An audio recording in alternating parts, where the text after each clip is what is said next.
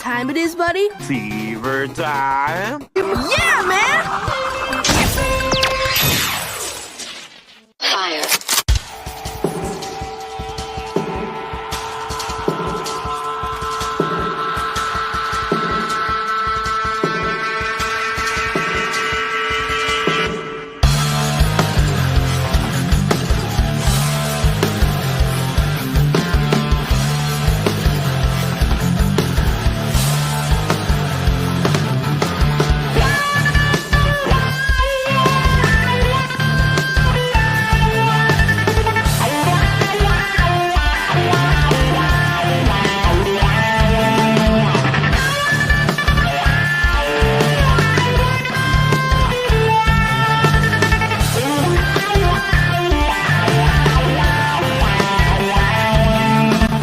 Everything that you carry,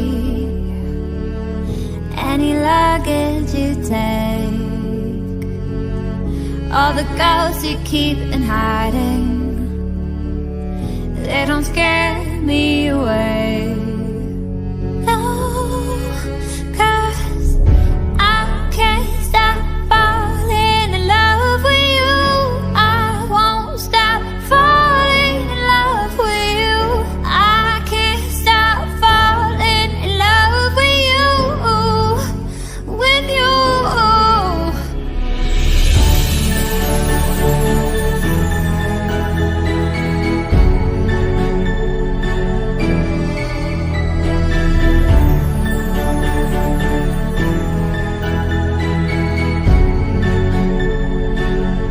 There's a past that keeps on calling, or if it keeps you awake. I won't let a scar keep me from your lips. I catch every tear from your face. 'Cause I can't stop falling in love with you. I won't stop falling in love with you. I can't stop falling in love with you, with you. I can't stop falling in love with you. I won't stop falling in love with you. I can't stop falling in love with you, with you.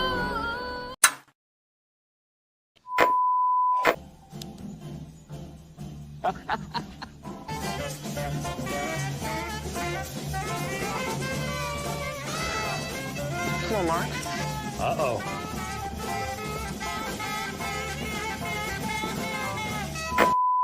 Real draw, man.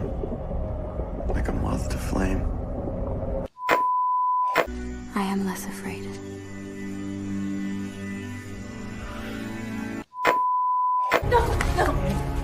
This is for the best.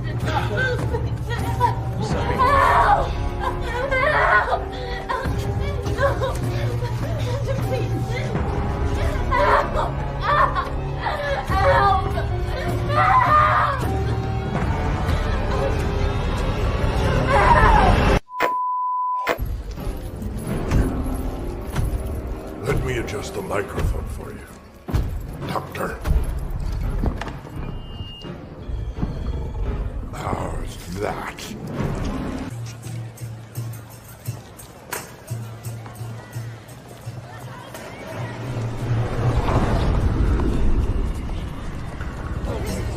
Have a nice night. Well? Oh, what? Now we dance. Oh, no.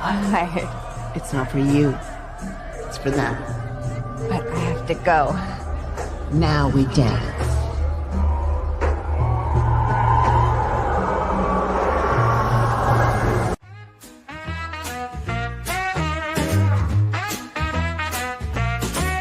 What is it you've got running all through your veins? Well, I'm here to tell you, you've got the fever, and it's hard to tame. What is your passion? And baby, I'll tell you what my pleasure be. Well, it's fever for the showing, Be it horror, thrills, or fantasy. They give us fever with some sci-fi. Baby, we'll burn until we supernova all night long.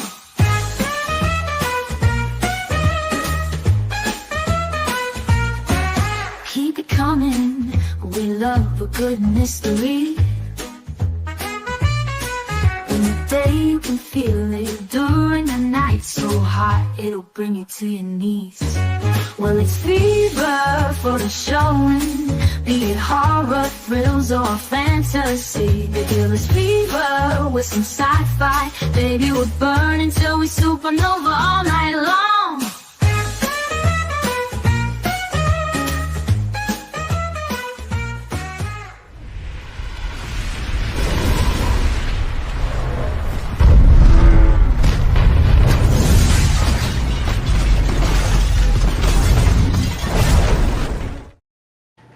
What is up, everybody? A happy Monday to you all. Hope you're having a great start to your week. We are going to dive into some Mayfair Witches tonight. We're getting through the season rather quickly, and I think we're going to have a little bit of a break after this episode, but that's okay. We'll have 2 more to complete the season, and we will see where they take us. Who knows? Maybe we'll make it to Scotland. I think we will. I think they showed that for next episode. We'll have to wait 2 weeks to find out. But how you doing tonight, Miss Dana? I'm doing good. Ready to dive into the episode. Yeah. It's getting a little better. Get a little weird. It's still weird, but in a different way. Yes. Don't think we have to clutch our pearls as much. No, we just get good old, child sacrificing. I know, right? I didn't make that shit up. It's in the episode. I didn't do it. I'm just spitting facts, yo. I can't. I didn't do it. Look, the show did it. Look, we'll get to it. It was an interesting episode there. Like the dollhouse, we get to see a little bit more about Julien and sort of his whole dynamic with the family, with Lasher, and sort of get a little more history on the family, I guess. And yeah, it was interesting. But the dollhouse was pretty cool, right? The dollhouse was pretty cool. I thought I actually liked that little additive, how like they could see in the dollhouse, and that was cool. I have to give that to them. That was pretty cool. It was cool, and I like how Julien set her up in this, right? Because she comes in. And she, the dollhouse, I guess it's not really, she doesn't notice it's not set up, but he's seemingly with the dollhouse as a trap, right? Mm-hmm. He's basically acting like he's an old man, not going to give her anything. So she's essentially like, well, we'll just leave, right? He's not giving us up any information. Let's leave. Well, she left something behind with her, and she gets to watch as essentially she dies from splitting her heart and her mind. So Julian's like, you can't leave unless I let you go. Otherwise, you're going to leave something behind. And she did. Yes. Julian's he's pretty sneaky. Oh, yeah. No, he's smart. Of course, they make it as through the episode that Rowan, her intellect seemingly kind of outdoes him a little bit. But I'm still curious to see if it wasn't what he wanted the whole way along, right? Like, yeah, she figured it out. But was that really... like the whole plan all along. Like he kind of wants her there, right? Mm-hmm. So I wonder, like, if he really, I wonder if he was ever going to really let her die. Same. I was thinking that myself. Because I still think there's something, I still think there's going to be a connection to Lasher that we're not seeing, that she's still going to be needed for. Mm-hmm. Especially with them going to the blood and everything like that. Oh, let's see. We got James. What is up, James? How you doing, hon? We just literally started talking.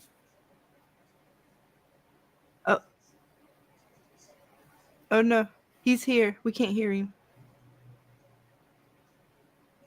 Oh no, Dana. Can we still hear you? Can you still hear me? Yeah, I can still hear you. I was just making sure it wasn't on my end. Right? Who knows? let's see. I will message James in private. See, make sure he is good. Give me a second. Oh, okay. No, you're here. All right, we just double checking. I got my computer's going crazy. Let's see here. I know all too well Can you about hear me? that. Yes, sir. Loud and clear. You're like coming through my monitor speakers. I'm got to figure out how to change it to my headphones. Oh, okay. Go into your speaker settings, and there should be output devices. See if you can change that output device. Because I know I can change mine to come out of like my computer speakers or out of my headset or headphones, whatever. Gotta love technology. There we go. It's like I'm going to change your settings and not tell you about it. Yeah, you know. Would you have an update or anything like that? That's always fun. I'll probably click buttons, you know. Who knows? It was all that shit we were talking the last stream that your computer's like, nope. Nope. Welcome, hon. We are glad to have you with us. How you doing? I'm well. How about you guys? Doing good. Just getting into the episode a little bit. So how did you feel about this episode just as a general kind of vibe? Was it better, worse so far than we've seen? Okay, so I told Dana earlier I didn't get to watch it. Oh, you some bitch. But I put it on, like I said, I had some company, so I put it on while they were here, and I was watching it out of the corner of my eye. So I know a little bit, but not really.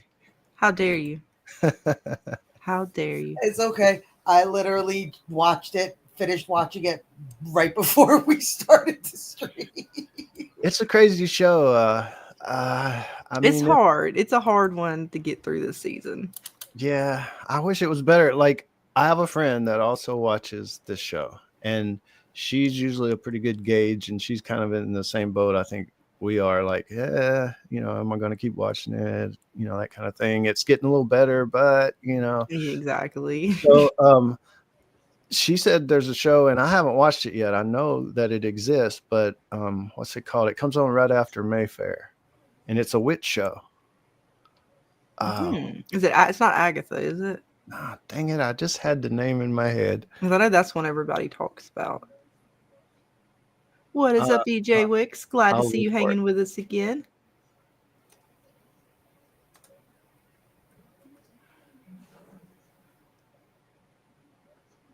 I don't know what comes after it because see, I watch it. I don't watch it on live TV, so I wouldn't even know what comes. Yeah, after I'd have to wait till this next episode. Well, they don't have next episode this week, but that time slot I could probably find out if I pay more attention this week. Yeah, I watched it on AMC Plus. She watches AMC, my friend, and she says it comes on right after. Sanctuary. Okay, I haven't heard of that one yet, I don't think. So the way she says is that it's a real witch show. Huh. We'll have to check that out. I know. Find a thing on it and put it in our Discord at some point. Yeah, it's called Sanctuary, a Witch's Tale.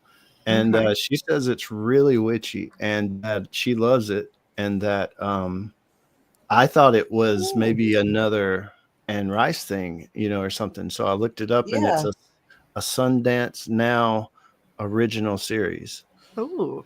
So, yeah, witchy show. Nice. I'm going to have to check it out. Yeah, now I'm definitely interested. Definitely. Yeah, but the split Rowan is confusing.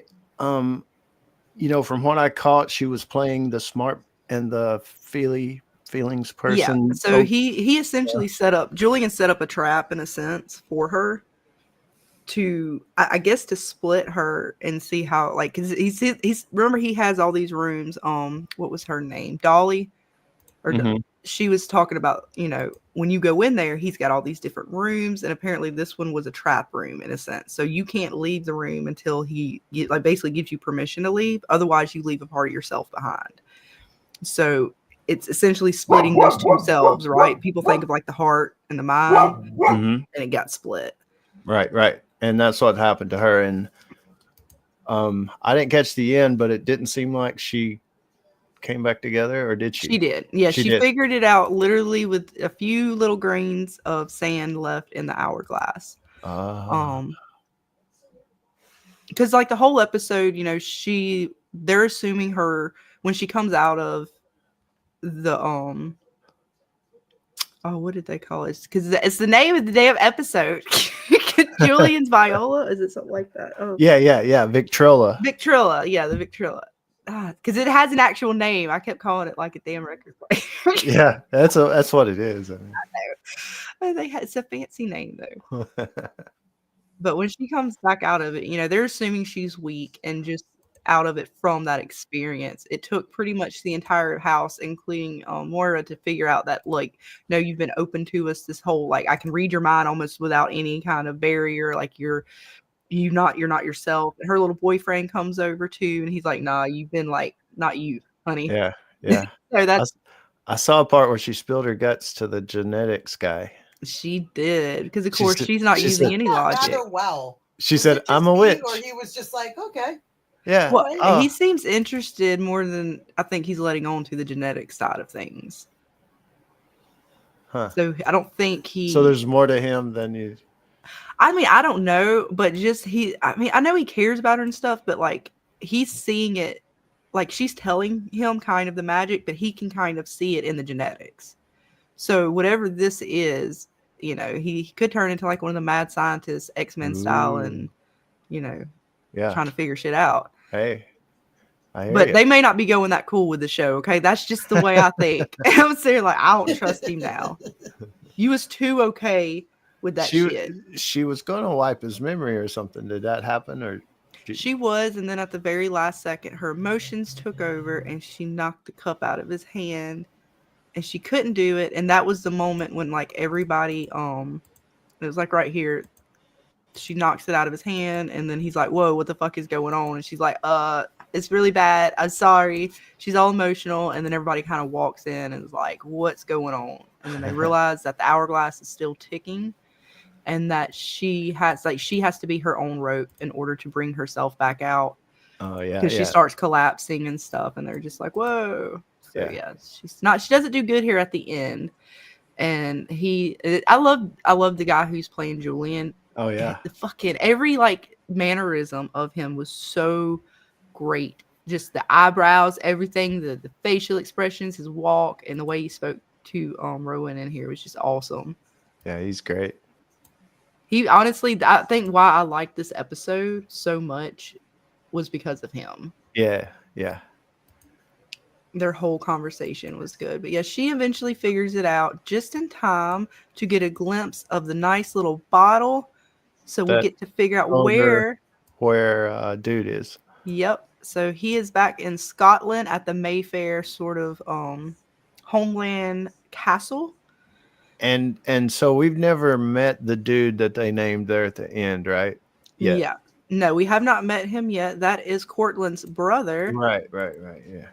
Which that was a whole thing, right? Like this whole situation here that he relives in a sense. Yeah. Kill the. Like this part right here seems, I hate to say normal, but you know, it tracks for Daddy to say, hey, you know, we got these gods. We found out about the gods too, right? Like the family is drawing from not just Lasher, but even older gods than possibly Lasher. So, and it's literally they're doing, you know, sacrifices for the gods. All that seemed pretty normal. The sheep being sacrificed. And I love how they set up this sort of stone in the middle with the stones around it. Pretty typical. Everything here seemed to track. Right. Then it gets a little darker, right? We're thinking, okay, Daddy's proud of his one son. Cortland's kind of, you know, a scared little boy, of course. He doesn't want to participate. I don't blame him. And it gets dark. Yeah, Poor dark. Poor little girl. We never know who she was. We don't find out if she was like a cousin or someone who just lived on their land. But yeah, God, what was his brother's name? I'm trying to remember now because he's new, and you know I'm terrible with names. Did it start with an E? E sounds right. I know. Is it Evans? Ethan Evans something. Something like that. That's gonna bother me all night now. I'm looking. Oh, what's up, Fletcher? And what's up, Mackie? Sorry, guys. Hope you are all having a great night. Happy Monday, and hope your week is going well. The start of it, anyways. It is Monday, right? Yeah, we're still Monday. But yeah, this was dark a little bit because, like I said, we don't know who she was, and it seemed as if he didn't have to do that either. Like, essentially, this should have been it. Like, he had already won, but nope. He again showing kind of how dark this side of, and why Julien is even going to this side of the family. Like, this is where, you know, he wants that strength. He always kind of has put Cortland as a weak individual. Ian. His name was Ian. Ian. There you go. I'll try to remember that for the rest of the night. I will forget again, Dana.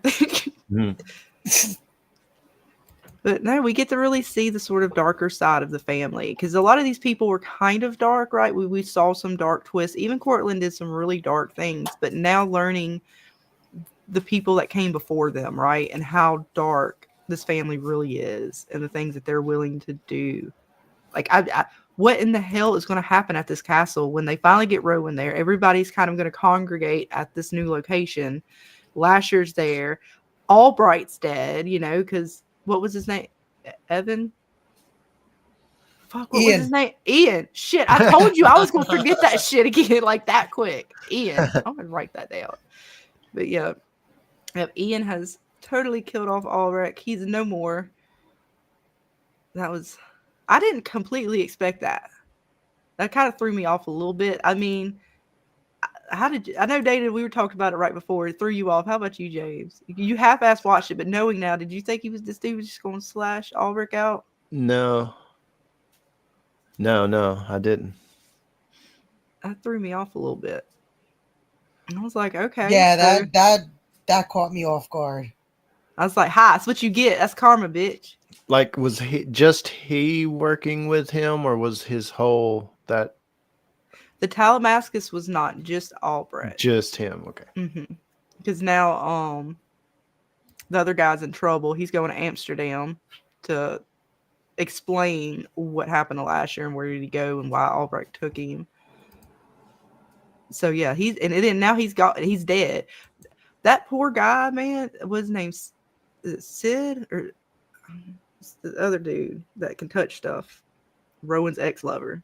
Sip or something. Sip. Yeah, he's he really bad because now Albert's dead, so he can't even like well, he's here, y'all can go get him. Now it's going. I feel bad. He might not be able to get out. But we are going to go to Scotland, folks. Whoop whoop, Scotland. Oh yeah, I'm going to get to go see the family home in Kilbrid, Scotland. Yeah, they got their own winery too. It's pretty nice. A rich ass family. Yeah. They got reach. Indeed. They're not just in New Orleans. I love, like, they gave us a little magic of her and this little thing where they're going under and coming back out of it in this weird, like, again, this to me just was a weird trance kind of thing. I don't know why, but it was just like, okay, I get it, but it was still kind of weird. And this whole hugging, like you hug yourself to grab yourself back out your own, I don't know. It makes sense. It's just I don't know. It seemed kind of lame. I don't know. I wasn't digging it. Like the hourglass part, that was cool. You know, that makes sense. You have to be in there so long. You have to come out. And even them, like, you know, but she just, you know, I don't know. There was something still off about it. But everything other than that part of this whole situation was pretty cool. I like how Julien played with it the whole time. I liked the idea of the fact that he has a replica of the house, even the outside, to sort of keep tabs on things that are going on. Yeah, that's crazy. That was really wild. Again, it was so reminded me of that episode of Charmed, Dana. They had like the same sort of replica of their house that, you know, Grandma made. It was a magical replica. So there's just little things in this show kind of remind me of Charmed from time to time. I mean, it was a witch show too. It was a drama, a lot of love and stuff in that one as well, but not as quite as disgusting. I'll say that.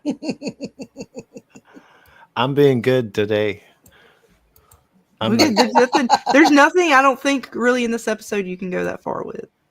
I don't think. Hey, even if we get off on a tangent of, personal robots or anything. You got in trouble? Did you get in trouble? I'm assuming you got in trouble. Aha, you got pineapple.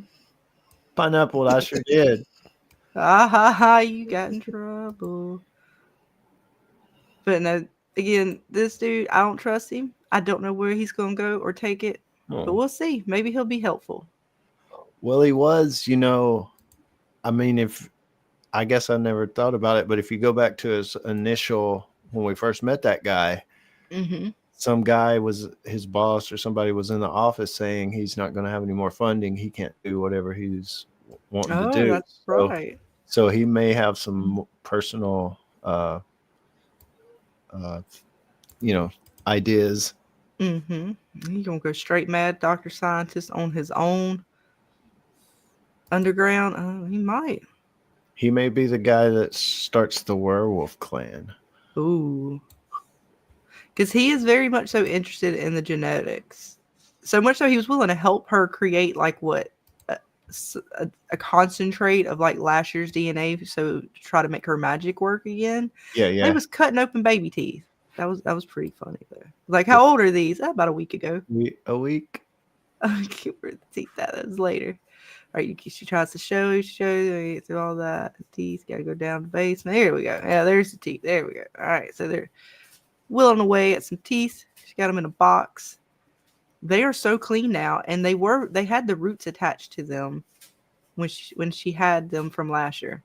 These don't look like the same teeth. They're smaller. Them teeth from that fucking episode were huge. They were full teeth, root, everything. Yeah. They're trying to play me. They ain't the same teeth. That's why it didn't work. See? That's why the magic didn't work. Come on, prop department. I know, right? See, she can't do proper magic if you don't give her the proper teeth. I love it too. He's like, oh, we're going to have to go somewhere to cut these open. She's digs around. Oh, no, we're good. I got you something. I got you. No worries. You got to go nowhere. You stay right here. You don't go nowhere. I would have been scared if I was him. After seeing all this shit, I would have been like, yeah, you know what? I'm just going to walk away. Yeah, just move to another country and change my name. Mm-hmm. And Mackie, I prefer the original Charm. I didn't get very far through the reboot. I probably got through a season and a half before I just like my original Charm. Let's see what else. Yeah, this was interesting. Yeah, I didn't watch the reboot. Yeah, I got a little ways through it. I tried. But they changed so much in a way that my brain could not adjust between storylines, and it was just throwing me off too much that I was like, I just couldn't do it. Yeah, you can't beat the original. No, and again, it was just, I don't know. It was not my cup of tea. But our girl, she couldn't do her magic. She was split in half. And again, this episode to me, the biggest thing I really took from it was just how much I loved Julien's character. Everything else seemed to be, everything else was slow to the episode. The only parts that really kind of got my interest was every time Rowan and him would talk, just kind of how he explained his relationship with Lasher and this kind of battle of intellect they had going on. And him slowly revealing stuff. Again, me and Dane were talking about it. I was curious if this whole time he's making her think okay, I've trapped you. Ha, ha, ha. I pulled this clever little trick on you.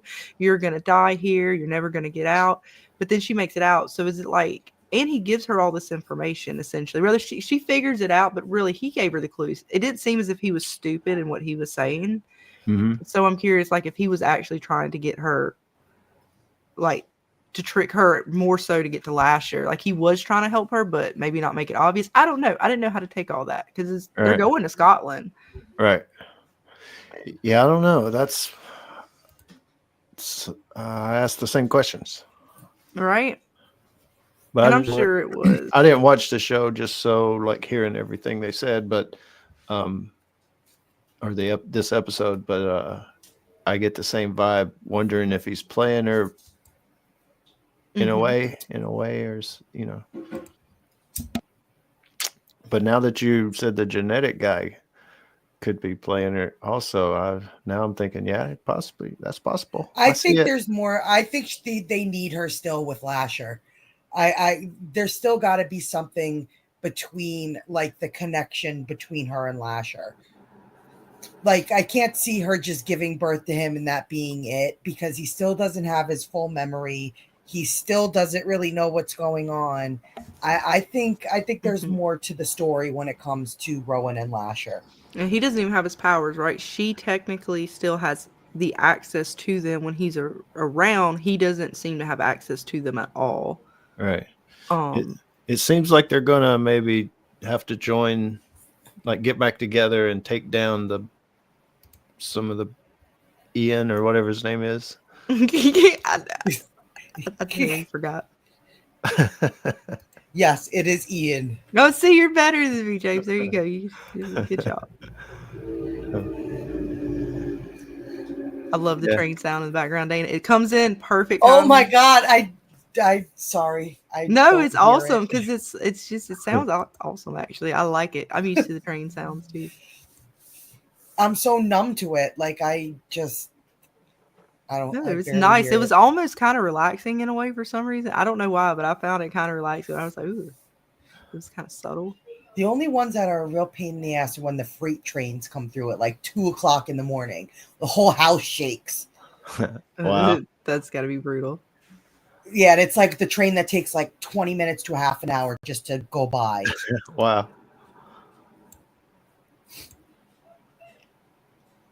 But again, we get so it's so hard to even talk about the show. Like I'm trying to come up with even more stuff to kind of say on it. But again, most of this episode was about Julien and sort of discovering more about the family.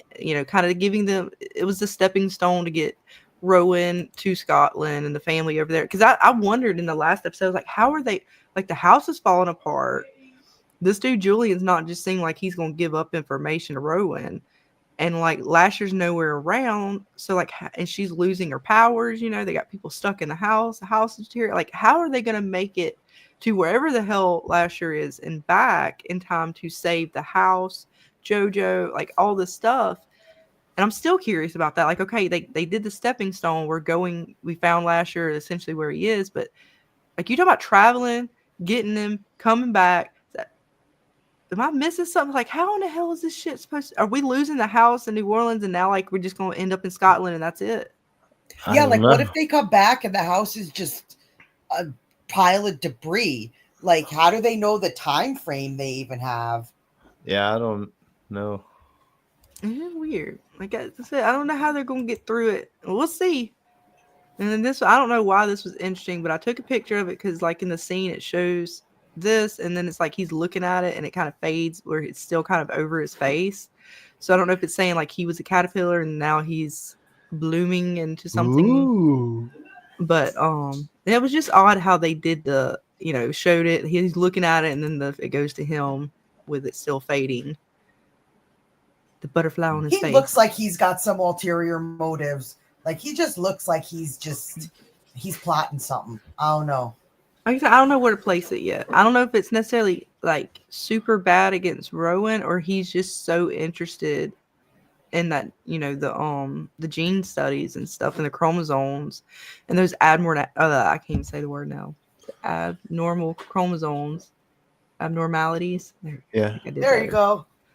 Like I had to like seriously say it in my head. Like, that was bad. But he's got something, question mark. Right? Like, just look at the look on his face. Like, he just looks like he's plotting. He's plotting something.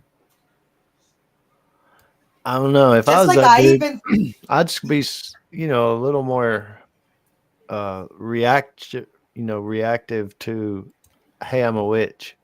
Mm-hmm. Right? Like, it's just every day. Like, you just hear that all the time. Especially she goes down to the basement and she's got all this shit set up down. I'm like, oh, I got one of those. Yeah. Like just everybody has these little saw things, for bone. Like, it was like a bone saw, right? Not everybody has one of those. I thought for a quick second that he cut himself on purpose, because I was like, because then he was like, "Oh, you can heal me, right?" Like, he could have been like he wanted to oh, see the no. power. Like he really wanted to see Yeah. what it was. Yeah, maybe because he cut his. Hang on, which hand did he? Yeah, he cut right up in there. All right, I'm trying. I wonder if he cut himself on purpose. That's what Dana's saying. Yeah, like, that's what I'm saying. Like, yeah. Oh yeah, like yeah. it's I don't know. possible. I mean, I he don't could trust have. it. He wanted to get her to use her powers and see how they worked. Oh, that is possible. Yeah, yeah. See, now you got me all thinking something's really going Right? on. There's something. He's sus. He's sus. Because he's just so nonchalant about everything. Even he's like, yeah, she's like, I didn't hear you knock. Well, the door just kind of swung open for me. The house is like falling down on me. Oh, you have powers? Oh, let's go down and make a little DNA sample concentrate for you. Everyday life Yep. here.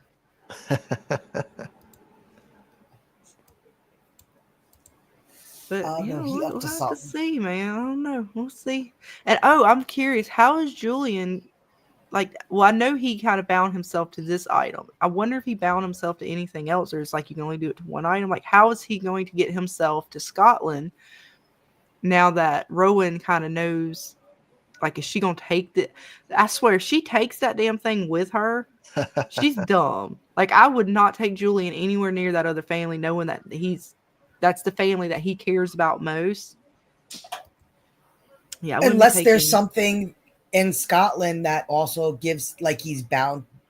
Can you be bound to more than one item? That's what I was asking. Like, is he? Because I don't know if you. I mean, the way this show goes, I'm sure he is.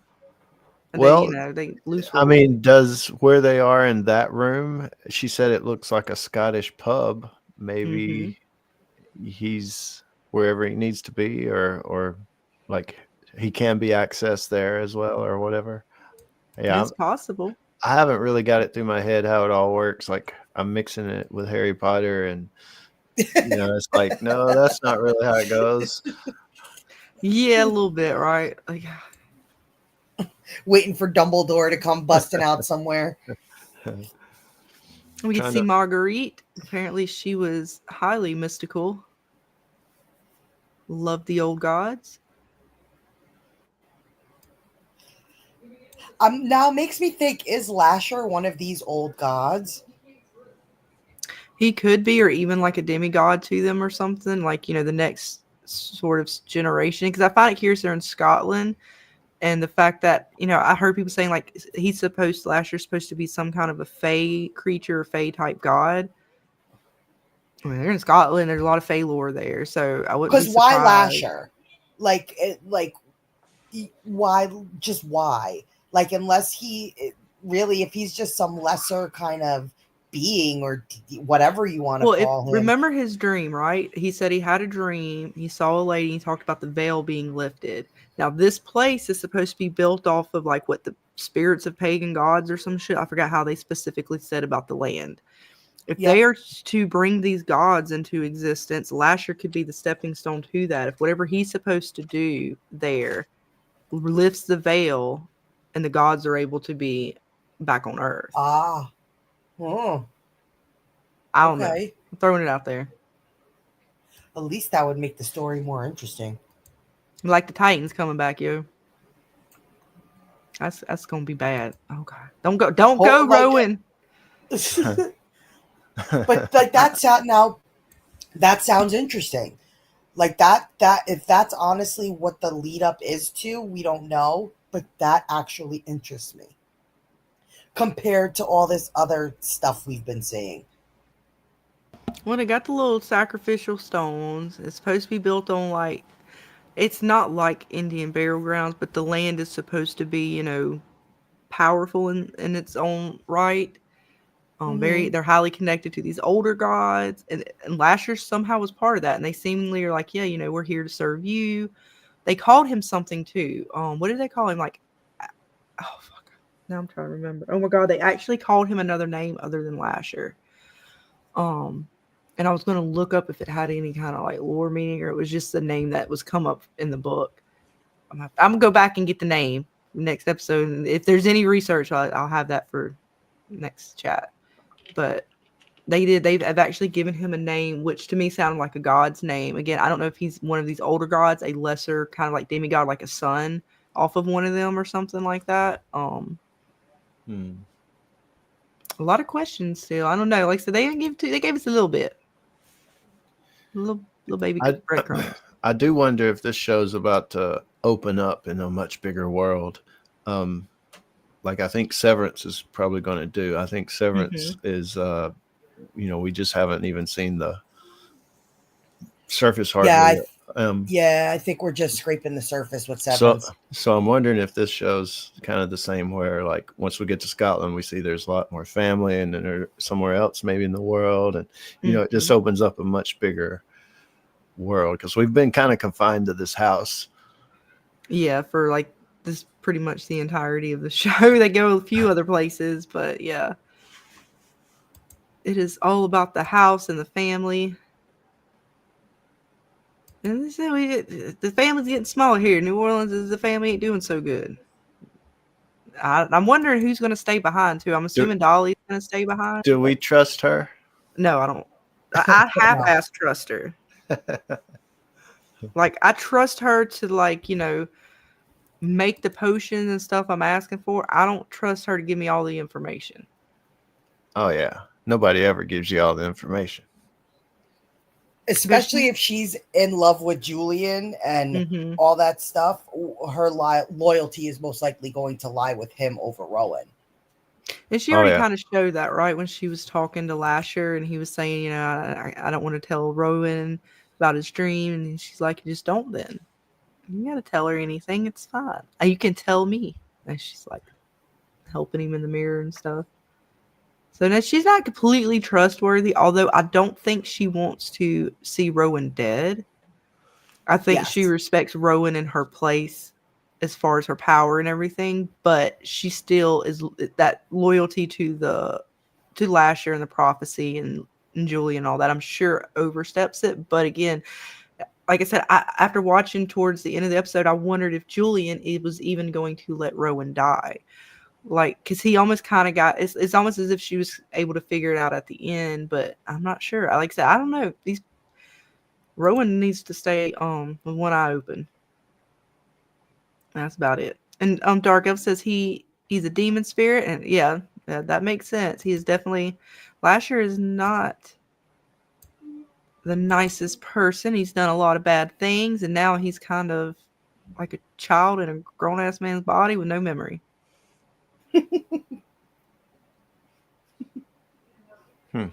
I'm surprised he's even. I'm surprised he's still watching it. He was not a fan of this show. He was like, "I'm trying." Are you talking about your husband? Yeah. Yeah. He was like, "I'm trying."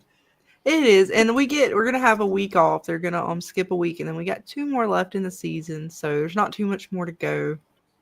And we'll see how they end it if we'll want to pick it up again and watch it for another season. But I'll finish it out at least this season, see where they take it.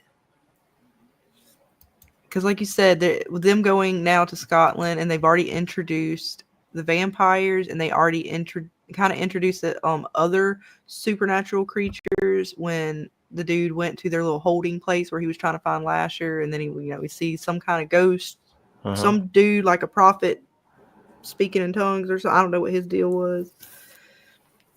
So they probably could. And so are they going to leave that, like the world opening up as like the cliffhanger for the end of the season and come back next season? Because that kind of sucks because they were talking about doing it. And I thought they were going to bring in the vampires more on this season. We only got like 2 episodes left. Right. Yeah, it doesn't look like unless it just opens up kind of the next couple of episodes. That would be like the cliffhanger for the season. Now vampires are mixed in with it, and I don't know what else they're going to add. I guess I want to keep watching it if it's good, but that's probably what will happen. I'll watch the finale and go, dadgummit, now you kind of make me want to watch the next season. Right? Like, damn it. They gonna get us. Like, aha, we got y'all. You watched this whole season. We gave you something at the end. You coming back for more. Oh, I don't know if she is or not, but and whether her books are for everyone or not, that's one thing. I don't know. I don't know if she sucks or not. But Don't she let definitely, Dulcinea hear you say that. yeah, she might come at you. She's a But huge no. fan of the books. We'll see where they go. I know it's horrible because we probably won't even have. I mean, we can hang out and talk about anything you guys want to talk about in the chat after this. But there was only so much in the episode. Again, like mostly it's centered around Julien, them trying to figure out how to get to Lasher, and then we got like a few little things kind of to continue the story. But it all seemed like it was again. These last two episodes have been slow, although they were better in the aspect of just they gave us some magical things, but again, they're just not as impactful. It's definitely more family, if not relationship, family, kind of story oriented. And the witch stuff is just kind of there. I mean, Even the witch, doing I think the witch stuff in this show is such a backseat to like even zombies. Like in The Walking Dead, zombies are kind of a backseat to the drama, but they're still there more than witch stuff is. Seems like in this show. Yes. But this is the face we'll have by the end of the season, looking at him like, really? Really? So what you do to us? He'll be like, you put the Vaseline on this way. You said he was going to be good. Oh, yeah. I'm sorry. Dang. Don't pineapple me. I won't pineapple you. But no, he's like I said, it's still even when I thought they were going to show a little bit more magic with Julian's little spell, and she's over here, she's writing a letter with what was it, blueberry ink? Yeah, that's nice. Make ink with blueberries. I mean, I'm assuming you make with anything, but I was just okay. Learn something new. That's right, we did. I can use it.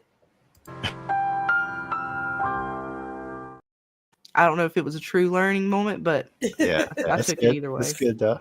It's good enough. We got one. See, guys, we still made it educational somehow. We managed, just barely. But no, I thought that it would have been cool to kind of see him. I thought it would have been cool to see him lose his memory because that would have been so hard for her. Like she seemed like she was going to struggle with that, and then, but I guess he needs again. Makes me even question more of his role going forward with the genetics because she had wiped his memory. Then I'm like, okay, they did stuff like that in Charmed, right? Where people would find out about stuff and then Piper's husband, Leo, sometimes would get a hold of records or whatever and kind of destroy them or whatever. They would convince the person to not do anything. But I was just like, man, his ties to the science behind it just scares me in the sense that what is he going to do with it? Like, is he going to be someone who helps her in the end with this, or is he actually going to try to take advantage of that? Similar to how they've showed so many men in the show kind of due to the women of the Mayfair line. Like they've never been able to kind of trust male figures because and that's kind of how they've portrayed things for the women of the Mayfair line. Like they're constantly having to sort of battle that. So we'll see. Maybe he'll be a good guy for her. Interesting. Not with that look on his face. Look, man, he's just like I said. I just don't know. And then she should have let him drink it. It would have been fine. He didn't need to remember. Because could you imagine like being the person who can like figure out her healing and like I don't know. I feel like he wants to use her in some way for the healing. Mm-hmm. There's something. Again, question mark on him. Watching you. I don't trust him. Yep. But I'm still loving her. I still like her attitude all the way throughout. I just love how she talks to Cortland. Tells him, we got nothing. No, we got shoes. We got nothing. No. You get your ass back in there. You figure it out. Yes, I like Moira. I like her. She little spitfire. I like her. She kind of just tells it how it is. Mm-hmm. Like, I don't know. She's by far, I think, my favorite. Yeah. And I'm starting to like not they're to me really not doing. I don't know. Again, that's probably the character for Rowan that she is playing it very well. But for me, as far as characters go, yeah, Rowan's characters is it's not landing as much as it did. Like when I first saw Rowan and they first presented her and stuff, I was like, oh, okay, because of course the actress is so beautiful, and she was able to kind of carry a little bit. But now it's just like the look is not going to carry her character all the way through. They need to do something more because she's I don't want to say she's getting lost even, but it's falling flat now. Yeah. Whereas before, I felt like there was a little bit more to her, and that now she's just kind of like, I don't know. I can't even put my finger on it, but something is starting to fall flat It's with her. almost like she's just there. Yeah. But Like we'll we see. got everything that like wasn't she gave birth to Lasher. Like what is her story after that? Like honestly, I feel like if she was killed off in the show could still go on. Like she's not carrying the show in my opinion. Yeah, Like she's still the head of. We can't have this if she's not there. Yes, we could. Right. Is she still like the head of the house person? As of right now, the family was what episode or back was talking about, basically voting her off ship and voting somebody else in. So yeah, it's like you said, Dave, it is kind of like that. I mean, hopefully when they kind of trying to bring it back around with them her going to last year to, and again, not because they're presenting it yet as if there's something more to it, but it's all so that she can get her powers back in order to save the house and JoJo, which is again, it's like such a lot. The travel, like how in the I still don't understand. My brain is not wrapping around how they have been in this, what was it called, a thrall for a few days now, and then they're going to be gone and have to like, I don't remember. Rowan was in it for quite a bit of time. She was in there for a few days too, but like how is that like mess with them? Like are they slowly just dissolving? I don't know. I don't know the rules on that either. But I just can't imagine her being gone for so long. By the time they get back, that JoJo's still going to be there. But again, I don't know even the when rules. she was stuck in that sort of thing, the house wasn't falling apart. No, because again, Lasher was still around. I thought it could have been because of Julien, but they brought that back into the house, so it wasn't Julien. It's strictly Lasher being gone, I'm assuming now. I'm starting to lean more towards that too. Because I wondered, I was like, they kind of took they took Lasher and they took Julian's little record player, I mean. And so, like, I was like, okay, well, which one is it? You know, it could have been, because to me, I was thinking, okay, they bring Julien back. That's a quick fix. They get him to kind of fix the house and then they can go after Lasher. But now it's like, no, it's still happening. Lasher's still going. They gotta travel all the fucking way to Scotland, get Lasher from this place somehow, and get him back. Because like she has to be in what proximity to him, possibly. But see, they may not still have to do that though, right? Because when she tried the whole concentrate thing, she was half of herself. So it is, I guess, what that dude was trying to do is still possible. So maybe they can still try that before they leave to get them out, and that way if the house deteriorates, it doesn't matter anymore. They don't need the house. They'll be in Scotland, but they still got to get, my whole thing is they still got to get JoJo out. Like the house itself falling apart and being gone to me is not a detriment to the story now that we have Scotland and the old castle. But how like, Julien and I forget the other girl's name now, Maura's sister. I do too. It started with a D. But yeah, them being able to get out of the house was the part. I was like, oh, they're going to literally let them just be gone? Like, so I don't know. We'll see. It's interesting though how they're going to end the season and see how they're going to kind of tie everything together. Julien was busy. I'll say that much. Julien has been busy even after death. That man, he did a lot of things. Oh, I wouldn't be shocked if he has a connection somehow to Scotland, like he does this house. Like I can't see him not having some kind of thing in Scotland like he does here with that little record player. Especially if like his family in Scotland is what he considers more important, then why would you only let your family in America be the ones who could contact you like that? Yeah. Well, he needed to keep tabs on Lasher until he could get to Scotland. So yeah, definitely possibility that he has some other item he's bound himself to over there in Scotland, because we don't know how many times he traveled over there. Of course, he seemed to wipe memories, which I thought was funny how they Dolly talked about when he was dying. He basically those last weeks, months, whatever year he had to live, he was, calling up gambling bets and then having them, when he lost, coming over to collect, and he'd give them a nice little tea. Yeah. And they never remember, like, wow, what the hell am I even doing here? That's pretty nice. I don't know why, I just found that funny. Like that, my favorite part was him in the whole episode. Totally outshined Rowan. If it wasn't for him, I don't think Rowan would have looked as good in the episode as she did when she was kind of having the back and forth with him.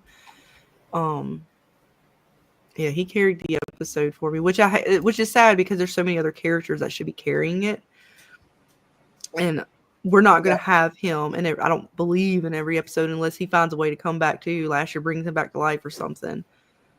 Who knows? Like I said, I don't know the full rules they're going with the magic in this particular world, but I don't know. We'll have to wait and see. Pretty much. Scotland seems exciting though. Yeah, get a little world opened up here, and I'm assuming this whole town is probably under Mayfair control. Yeah, it sounds like that place looks like it's gonna be a weirdo town.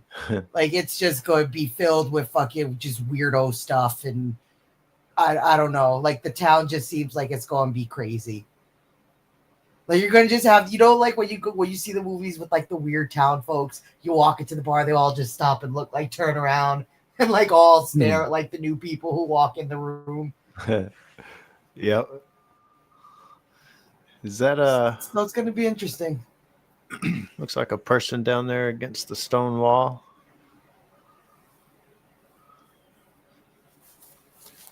Yeah, it's like two people down there. I was trying to get to on but that page. on the there's somebody over here too. What the hell is Yeah. that? Is it a scarecrow or? Yeah, it looks like it's either a person standing there, or it's some kind of scarecrow totem thingy. They got something else right here as it goes like down. Person, some people right there too. Yeah, there's some people walking, and it got something right here. So the entrance has, I guess, these two sort of like guard statue thingies. Oh, that is interesting. Interesting. It's a cool little old town though. Yeah, it's nice. Some nice stone buildings, brick buildings, and such. Got beautiful little hills. Is that the castle in the background over her head? Well, the other ladies, I guess. The other lady's head. Yeah, is that the? I don't know. Oh no, is that a castle? I can't tell. It like almost look. I thought at first it might have been a lighthouse, and I'm like, no, that's like there's no water. No, I don't know what that is. Huh. Where would the castle be? The castle would have to. You would think it would be, or is the castle behind them? Oh yeah, it could be that too. And the town's down there, and they're up. I'm not sure. Or it could be back here one of these hills, or it could be that. Although I would have thought it would have been bigger. Yeah, that's probably something else. It's something.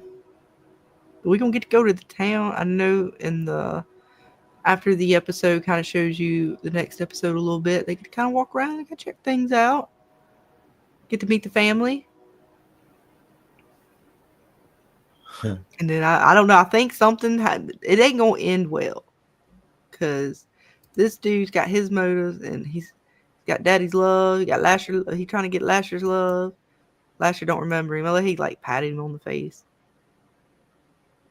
But yeah, we'll see. I don't know, man. It's going to hopefully get hairy instead of all this other crap. We actually get some real cutthroat shit. 'Cause this dude right here is he's pretty brutal compared to even Cortland. Cortland was just deplorable. But this dude here, he seemed maybe a little scary. Yeah, especially that flashback. Yeah, that was. And so you think Lasher wants to be with anybody else? what he's searching for someone, right? Because he had the dream and he was sniffing out Mayfairs. He doesn't seem to remember what his purpose is at this point, but they seem to know, right? Like Julie and him seem to know. Yeah. And I don't know what that purpose is. I mean, like I said, they gave us a very vague dream reference to the veil being lifted and him seeing like a woman's face or something.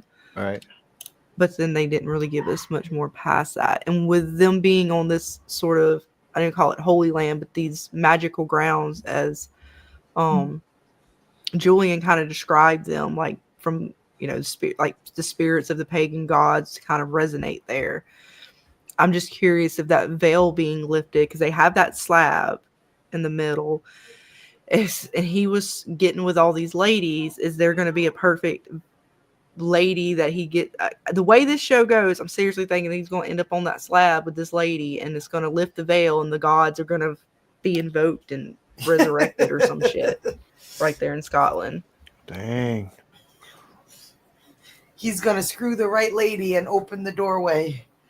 That's essentially what between his dream and the way he was acting during the time of that dream. And then the veil's gonna lift, and we now have what were they called?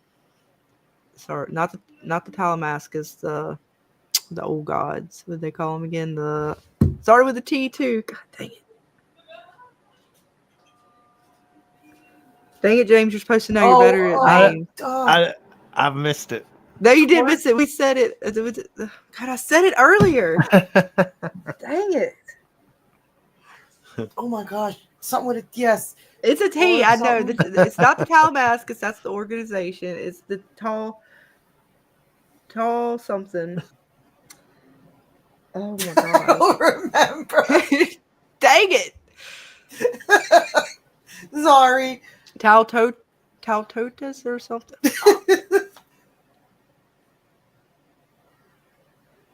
Nope.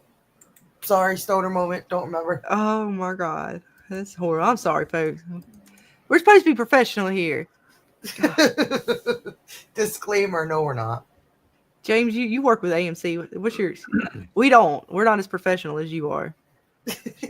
What? What?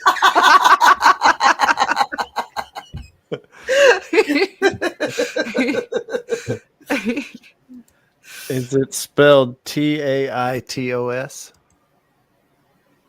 Something like that. It was like the Tautota or... Okay, yep. That's a wrap. Tatos? Tatos? Something like that, yeah. Tatos? I don't know how to say it. Tatos? Tatos? No, it wasn't the Titans. They were called like I mean, they might have been the Titans, but they called them like the Taltos or something. Damn, I'm gonna remember it later, and then I'm gonna feel real stupid. It's gonna be way off. I was like, no, we were like not even halfway there. You know, the old gods in the show. Derailed ourselves trying to figure out how to say a word we can't remember.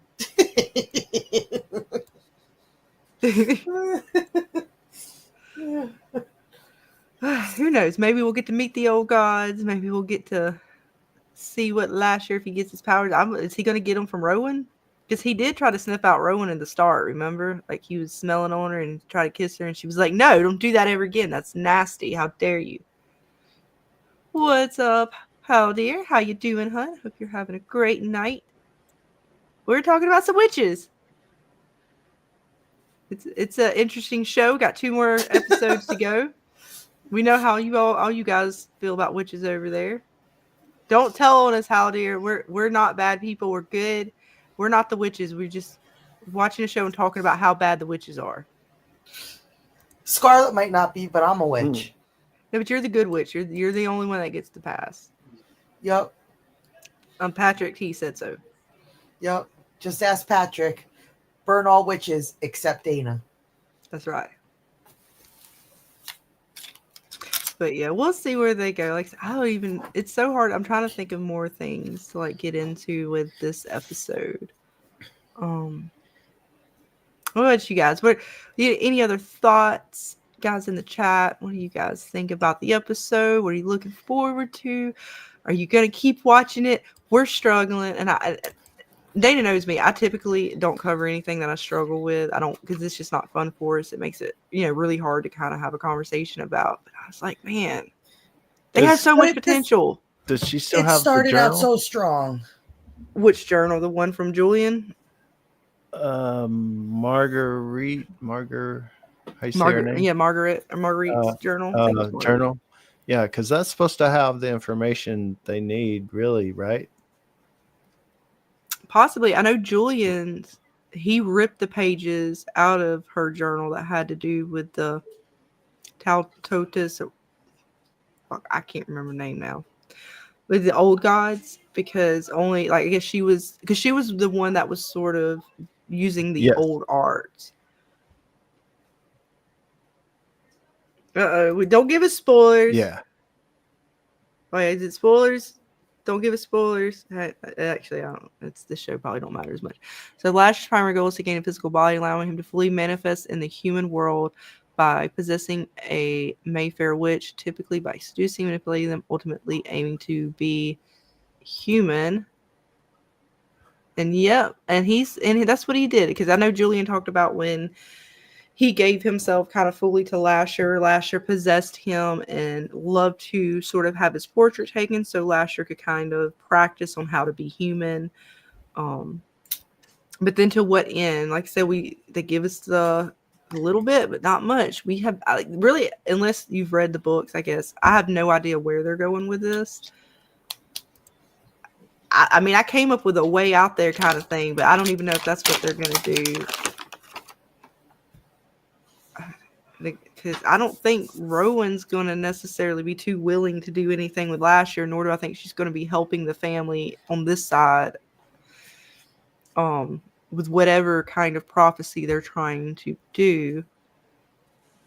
And if she, is she going to bring, I wonder if Rowan going to bring her little boyfriend with her, the Gene dude. Oh, he might die if he goes. I don't think the family's going to like him. Yeah, he may not make it if he goes with her. Was he not standing there with them in that one shot? I thought that was them, but I was like, well, I wasn't sure. But I think that's all three of them. Is that Maury and him and her? He might die. He may not make it. Dang it. He was the question mark one. He's never going to get to be the mad scientist and live out his genetic abnormal chromosome research and create the next generation of X-Men. Oh, man. Crossover. There you go. There's your crossover. There you go. That's fucking horrible. I mean, the X-Men's not, but God, you imagine that shit. Oh, fuck's sakes. And this is where the X-Men started. Oh, I'm sorry. That's blasphemy. It would be cool if he did start another, the werewolves or some other something, but yeah.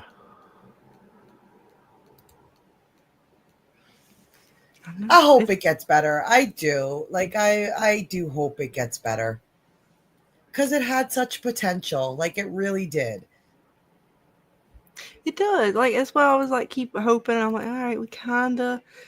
And then the more I think about the episode, us talking through it, normally when we talk about an episode of something, we could sit here, we're only an hour in, and then we're I'm struggling trying to come up with topics or come up with things to kind of talk about with it. And that's not normal for us. We'll just sit there and gab about things. And this one, again, that was it. That's pretty much the episode. I mean, she played a little intellect game with Julien, learned a little bit of information. They continued the story along, but we didn't really get anything too progressive. I mean, just more of the same. Yeah, this is the second season. It's on AMC. So, and this one only has 7 episodes. So that bummed me out to begin with when we started. We got 10 or 9 or something like that last season. Mm-hmm. And now we're down to 7. And I'm and then you're given a slow episodes in a sense that there's nothing really, it's just nothing much to talk about. Like, it is like the episode is what it is, right? There's not too much underlying, there's not too much to really get into. So it's, if check it out if you're into strange drama. I'm trying to say all the words and then use witch at the end, because witch kind of comes at the end of all of the other definers. Yes.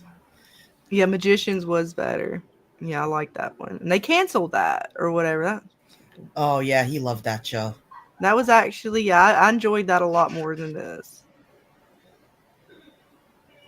Yeah, that they broke my heart when they canceled it or whatever. They didn't renew out fuckers. But yeah, this sucks. It's not as which comes very at the end of everything. Again, Julien was the best part in his whole little magical world inside of his a record player, but in the end, it was just, I don't know.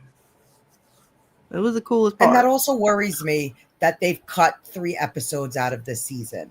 So we went from a 10-episode season to a 7-episode season. Why? Like, yeah, I don't know if it's because they're using going back based off the books, and they're doing like maybe a season, like each book is a season, but then again, like I said, this one's supposed to be last year or something, and I'm like, well, you could have kind of expanded on it or something. I don't know. Oh, Nico, you tell them. And they're supposed to have the spinoff show for the Tamalascus or whatever. I can never say that.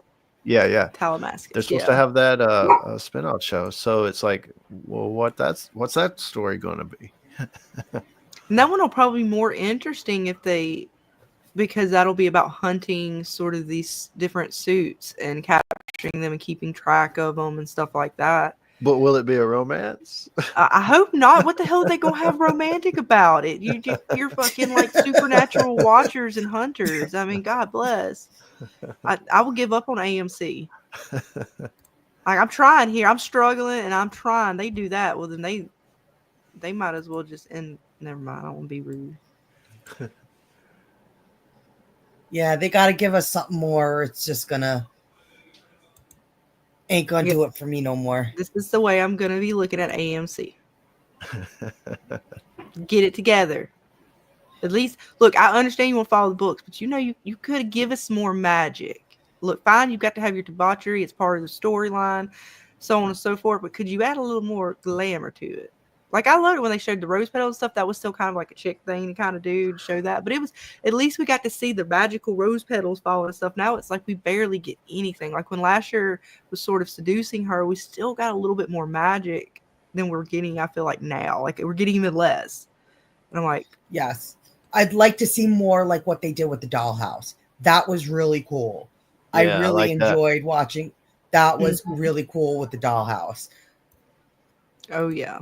Definitely favorite part of the episode. The whole time that she's in here and they're kind of using the dollhouse and they're talking. So that was, the best part of the episode.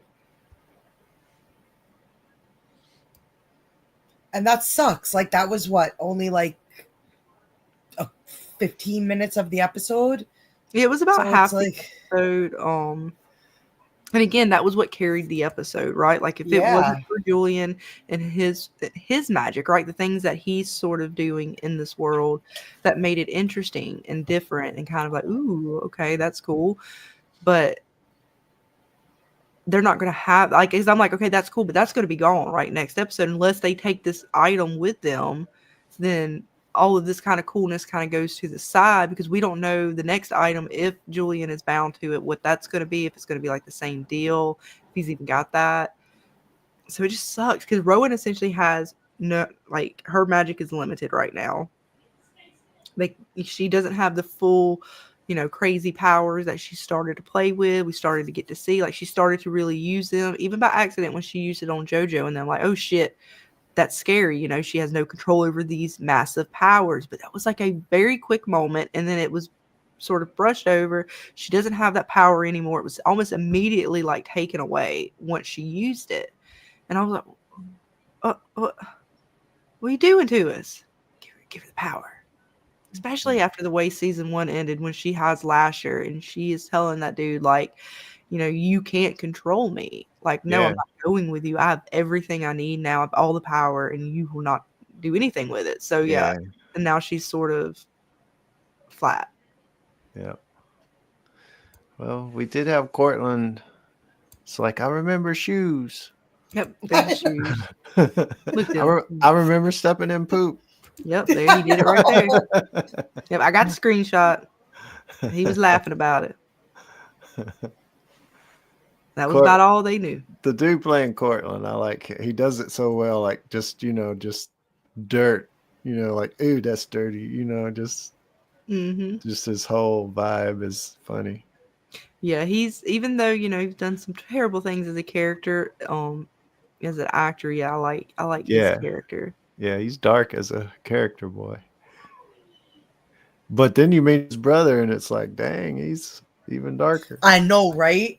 And then it really lets you understand a little bit. Not that it, forgive anything Cortland has done, but right. when you're seeing, like, this was his childhood, right? Like, and yeah, his daddy made him forget it, but that was still part of him, like, in his psyche, and then there's no telling what else daddy did or made him do or, participate in that he does remember.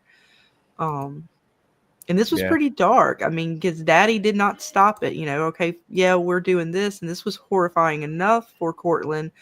And then for the guy to take it that next level, and, dad's essentially saying, no, this is proper. This is what you do, this is how you win the bet. And I'm just like, oh yeah, and he was smiling, right? His brother's smiling. He enjoys it. It was no problem for him. Everyday life. And so this was not, him doing this, of course, surprised me, because I thought they were, working together a little bit more. But yeah, he's willing to just start cutting throats here. Like I said, I don't know what Rowan's going to do when she gets here, because Rowan is way out of her league when it comes to this side of the family. Yeah. And she doesn't have her full powers. Even if she's close to Lasher, we don't know. Like, they know about that kind of stuff, right? They're aware of the prophecy. They're aware of Lasher and everything that it entails. So I would assume they know that her powers are weakened right now. And when they combine, her powers will grow. So would they have some sort of block to keep her from being able to access that? Because I don't see them just letting her come in and take him and just willy-nilly, doing whatever the fuck she wants. So we'll see. Yeah, there's still probably stuff we don't know about yet that'll be revealed that'll answer some of those questions. I hope so. Like some way that Lasher may be able to gain something and help her. He's just so not the Lasher he used to be. He's just a baby.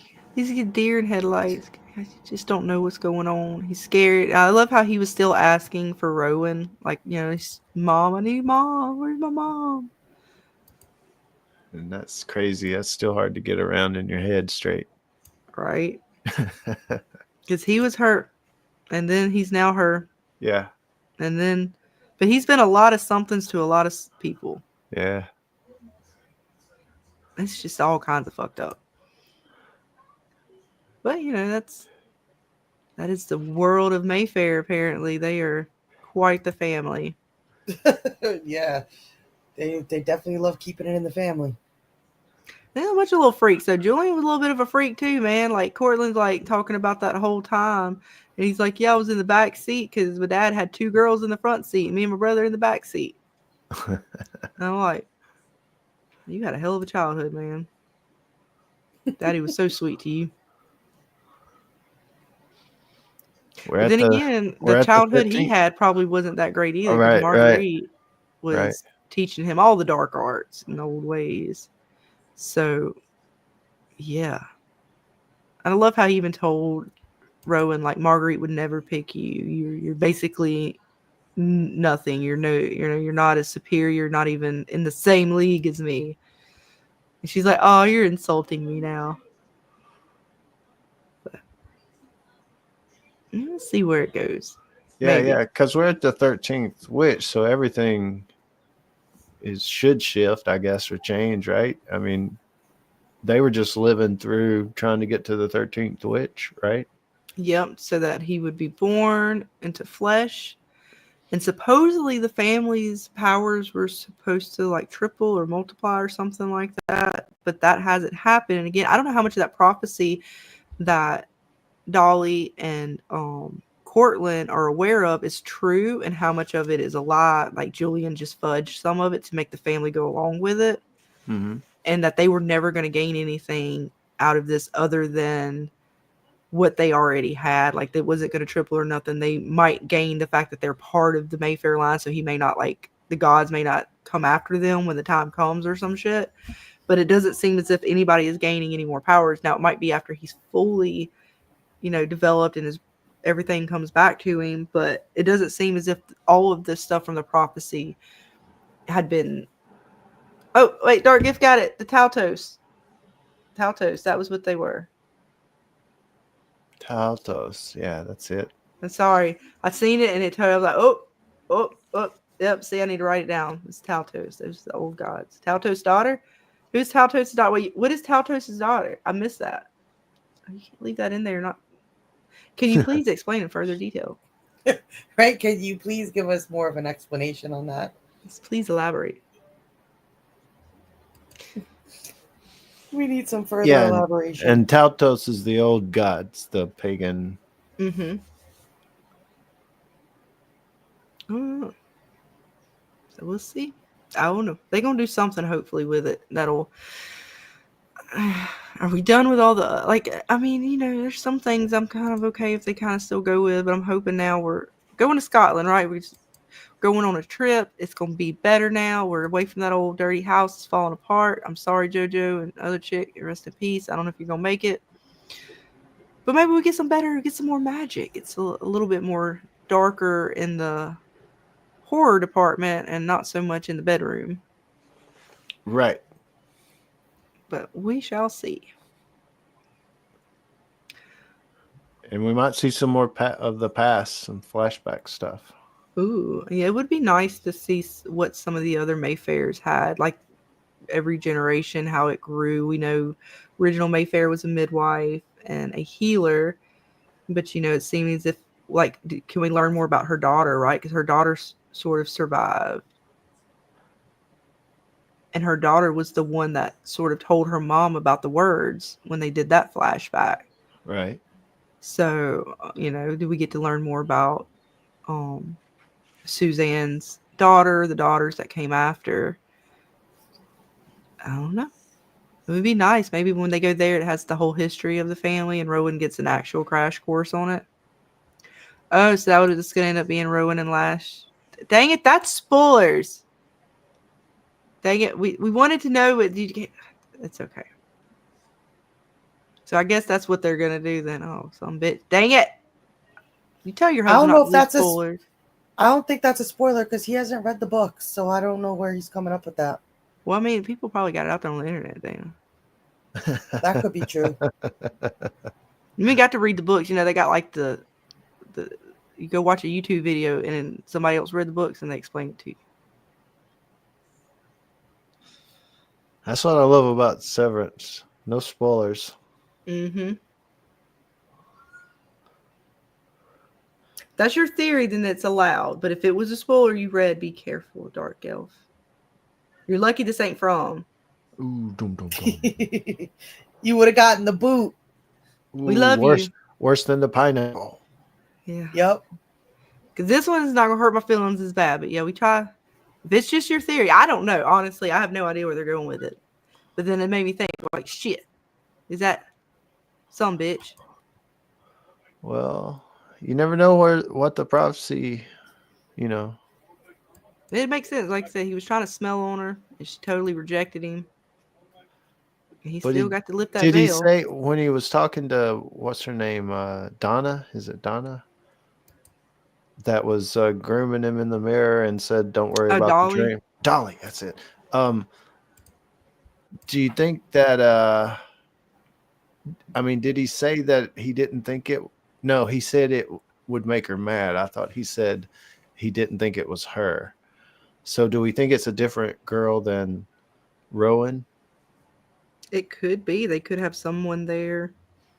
And what if it's like Marguerite or one of these other ladies somehow is still. I'm trying to think, honestly. I'm like, who the fuck is this chick going to be? I'm like, I don't know. Yeah, see, he Googled it, Dana. Yeah, but surely it's Rowan, right? I mean, that would make sense with her being there. Like, I don't know who this other chick would be. It kind of just would track anyways. Because I think I even said it earlier. I was like, yeah, they're going to end up, Rowan's going to be there. Him and Lasher, they're going to be in the middle of that little stone sacrificial area. And bam, the veil shall be lifted. Ooh. But I don't see her being, cooperative. Oh, right. So, I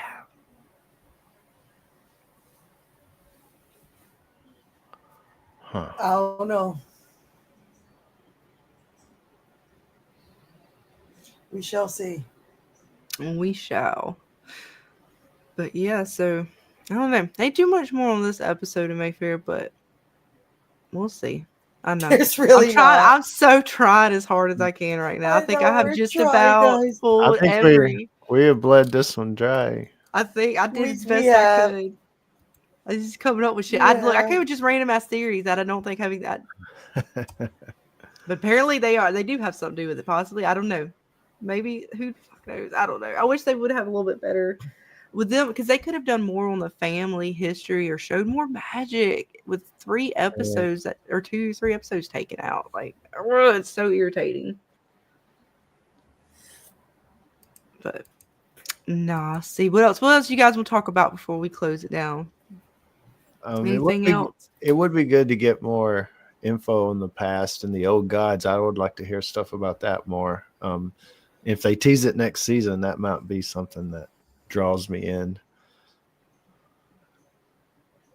Oh, I don't even know how many seasons they're going to have. I don't think I ever even looked to see.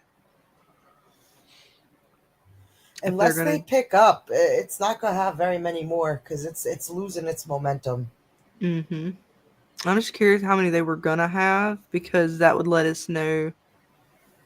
Because they're going, like I said, they're going to find the old gods. Things should be heating up. So what?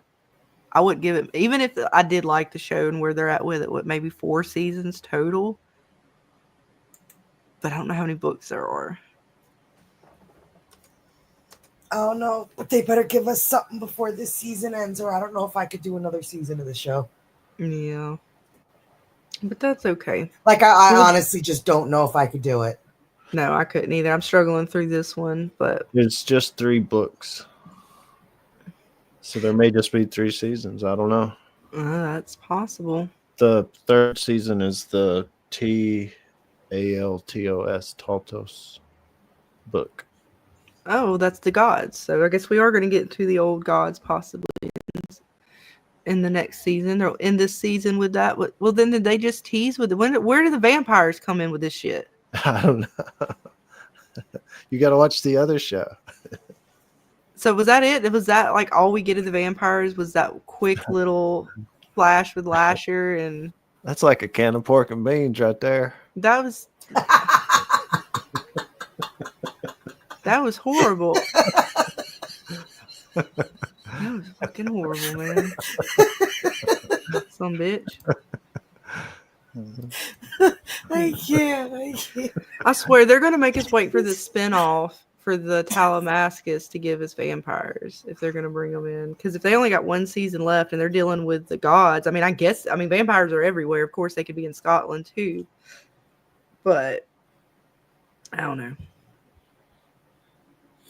This show is just so it's dragging right now. Like, I'm like, you guys got to give us more. You got to give us more. Look, man, I'm more excited about trying to finish watching the Royal Rumble right now than I am finishing the season. Oh, yeah.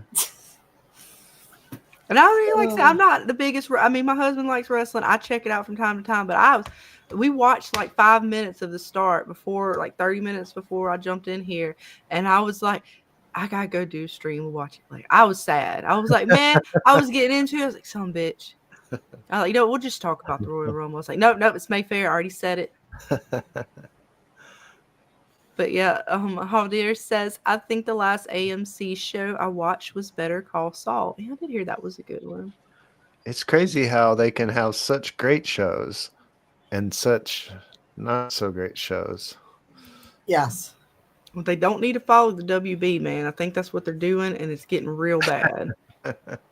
It does give you that vibe, I guess. I hardly ever watch WB stuff, but I understand what you're saying. Right? I don't really watch them either, but I have. It's where you watch like one episode, and then you automatically, like, oh, that's what we're doing. This is the kind of Me show. and my Right, husband okay. watched a lot of the WB stuff, but after Arrow kind of ended, the whole friggin' thing just fell off a cliff. Like it Yeah. was good up until a point, but once Arrow cut that show, everything else just started to suck. Yeah, they had some decent stuff for a little while, but yeah, it got real. I don't know. They It was did just- their crossovers. Their crossover episodes were phenomenal up until a point. Like they were good, and then all of a sudden they just stopped being good. right. I don't know. Let's see. Hopefully AMC can get it together because it's not delivering quite as much as we would like. No, So I'm It's taking the damn pictures down. Oh man. I don't even know we could come with. Bye, Dolly. Bye, Dolly. I don't even know. Do I have another screenshot I can just put up behind us? Here we go. Yeah. Ooh. We're done with There you Mayfair go. for the night. There you go. I don't know what else we're talking about. They got shit. Got nothing. I'm more looking forward to Severance. I am too. I'm really excited about this next episode. Yeah. Yeah, it gets crazy. I don't know if you guys have seen the clips and stuff. I mean, I don't like some people, I guess, do a lot of different social media and streaming and TV and stuff, but I got my 2 or 3 things. And so this one guy on YouTube somewhere like put all the clips that they've released on all the different stuff together. And it's a lot of stuff I hadn't seen that's going to happen this season. I'm like, how the heck are they going to put all that in the rest of this season? And they're going pretty wild with Severance. I'm quite enjoying it to see where they're going to take it. I want to know what Cold Harbor is. Like we kind of know, but I want to like fully understand what they're what these things are. I still love when we talked about the protocols and stuff. I love that, the goldfish, all that shit. That was shit. Oh, That's crazy. scary. So that was so scary to see that as part of your work paperwork, like stipulations and shit. Like, oh my god. I also appreciate that they're not dragging it out. Like they're giving us stuff that we all basically agreed that could have been a season finale type of ending. Yeah. Yeah. But they're giving it to us at least. They're not like dragging out they could have dragged that out all season. Yeah, for sure. And like I say, the trailers and stuff make it look like how the heck, especially with that, like you say, that last episode, it's like, well, how's the rest of this gonna work? But yeah, it's a good one. Yes, yeah, we kind of did a little bit, and I normally don't do that, but there's a few times where I'm very disappointed, and then they make me struggle through. If I have to struggle through a show, then it's pretty bad. I'm usually a very giving when it comes to my ratings and stuff. I'm pretty easy to please when it comes to TV shows and such. So, yeah. But we gotta let them look. Every once in a while, you gotta let them know. So hopefully they do better. Yeah. I mean, I think we all like witch stuff and magic stuff, and this just wasn't maybe what we expected. Is all. It definitely wasn't the show for us. If you're wanting that supernatural, really heavy kind of vibe, this one again is more of that weird romantic novel, and that could be our fault because I didn't read the books. I didn't, understand what they were doing with the show, and so we were expecting our expectations, and then what maybe the show was actually supposed to be were two different things. Yes, this show is very it reminds me of like the novels my grandmother used to read. Like she used to read all those lovey-dovey Fabio covered novels, and Like this is like I'm Yeah. like this is not what, especially the way that season ended. Like the first season ended to where I was like, okay, all right, I could dig this, and now it's just like, what the fuck? What are we watching? What's going Right. on?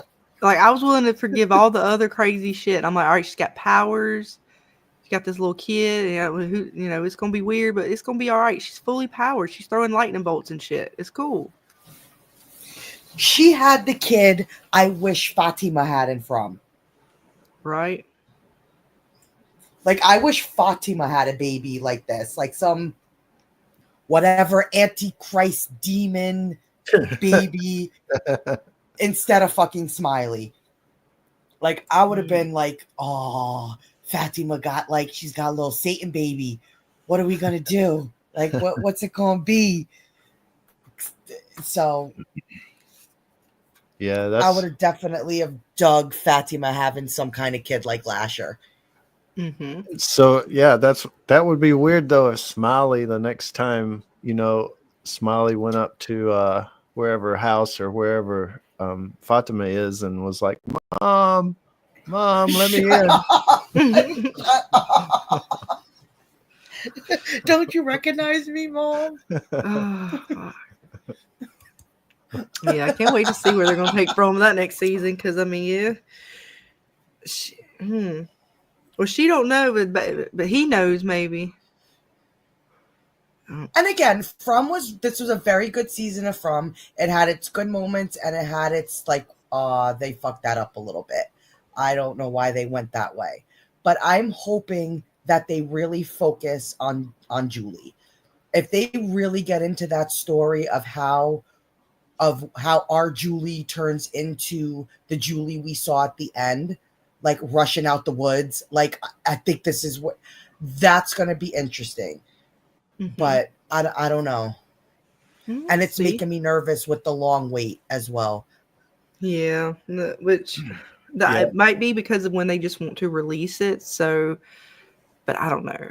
Yeah, it seems like if there can't really be a time jump, but there may be, that would not be cool. Yeah, they could do it this season just because like last season they were slightly constrained, but this season they could definitely do a bit of a time jump and it wouldn't. You think so? You think it'd work? Well, because there's nothing right. I'm trying to remember where they ended at. They could technically do like another like couple days. I don't know if they're going to do like a month, but well, I don't know because Jim's. Well, it depends on if Jim is actually. I mean, I'm pretty sure he's dead, but with him being where he was with the man in yellow and with Julie's future self running around, I don't know if he was truly dead or if he was in some kind of like, I don't know. That was a whole weird ending. So if they want to show Jim or them finding Jim's body, then they won't do a time jump. But if they're not concerned with that, then I could see him doing a time jump. Right. Yeah, because they just found out the whole backstory stuff. Mm-hmm. I wonder if they'll keep, like trying to figure it out from that point. Like, okay, we got this far. Mm-hmm. Can we figure out a way out of here? And a time jump would just, I don't know. They could do it. Well, a time jump would definitely help Ethan because we're only going to be able to take it but so far without explaining Ethan's growth. Like unfortunately it's reality. You're not going to be able to keep calling him, let's say he was 7. Okay, when he's looking like he's gonna be a teenager, he's gonna be a grown ass man here by next season. Yeah, he'll be taller than Julie. They're gonna have to address that at some point. And at least this is the season to do it because it didn't give us that specific cliffhanger at the end, like Tabitha in the hospital, the first one with the bus pulling up, to where we kind of had to pick up where those cliffhangers left off. This season, I think, will give them the room to do a time jump because we're not sitting here with something specific like what happened. Yes, we had Jim's death and Julie running out of the woods, but it's not the cliffhanger that we'd have to be like, okay, did they bury Jim? Right. Yeah. What did they do with him? Yeah, that's You all good know, we can points. find that out in somebody talking about it, Mm-hmm. or you know, them going. The opening scene is them saying 6 months later, and they're standing at wherever they buried Jim. Mm-hmm. You know what I mean? Yeah, Like for if they're sure. going to do a time jump, now would be the time to Yeah, do you're it. right. Right. You're right. Yeah, you Mm-hmm. guys are right. That it is a good point. And Ethan thing for sure. It just depends on do they want to show them finding Jim's body or not. Like I don't know if it's going to be one of because he was kind of in the wood. He wasn't far from where they were. He was by the RV, so it's not like they couldn't Right. find him. And But they could still show that and then mm-hmm. jump if they wanted. Yeah, that's true. Hmm. And Dana, this is kind of for you because I do not know as much about the anime scene that How Dear says he is waiting for, and Dora. I can't say it, Dana. I'm not. Can you read it? Doro Doro8. Hedoro? Yeah, Dora. Okay, so I was slightly reading it right, but I didn't know. I did not want to totally butcher it. Yeah, no, that's a good one. They haven't announced anything about it yet. Yeah, that's what Haldir was saying. So it's one he's looking forward to. So I figured that would be Yeah, right they up your haven't alley. announced anything. Oh, good. That Yep. might be one you can talk about then for sure. Because I know Dana's going to dive into a lot of sort of, I mean, even anime if you wanted to. I know you're getting into some shows over there on your channel soon. So you never know, guys. That would be the place. If we're going to talk about it, it'd probably be on Dana's because she's definitely a lot more knowledgeable Yes. and versed in all things anime, manga, Japan, all that kind of stuff. Like she just knows the Japan shows and all that Asian, the movies and all that good stuff. It's definitely her forte. Nice. Yes, I'm slowly getting Scarlet in there. I'm slowly getting her in Look, I got there. a list, man. Y'all don't even know. I got to catch up on. But no, it's gonna be interesting to see what they do with From. Like, it's definitely gonna be interesting. But I don't know. They have to address Ethan. You can't keep telling me this kid's gonna be a fucking 7-year-old. Yeah. Yeah. Like, It seemed like it's just in not an gonna work. interview. I think it's an interview with maybe can't think of her actress name, but Ethan's sister. Julie? Yeah, Julie. Julia? She seems like she said she didn't know, like the person asking questions asked about the time jump thing, and that it looked like she was maybe even a couple of years older. And the actress didn't really say no to it, like she said she didn't know, but it was like a moment of, wow, could it be that long? It could be. I mean, they left it to like the NA was saying. There's nothing really other, like I said, other than Jim, and then maybe just the fact that we saw Smiley kind of being born, and I'm sure. Oh my god, I'm trying to remember everybody's names from the show now too. See, this is what happens when you try to do too much stuff. My brain's not as good as others. That disappointed me. That whole Smiley thing, that really disappointed me because I feel like that took away so much of we were able to kill a monster. So now you're telling me that basically if they ever do it again, we got to look around to see which chicks are starting a show because I think it's even more scary though, right? Because it is, but at least we could have a little bit more with them maybe trying to really do something with these monsters. Now it's just like, okay, they can't kill them. Right.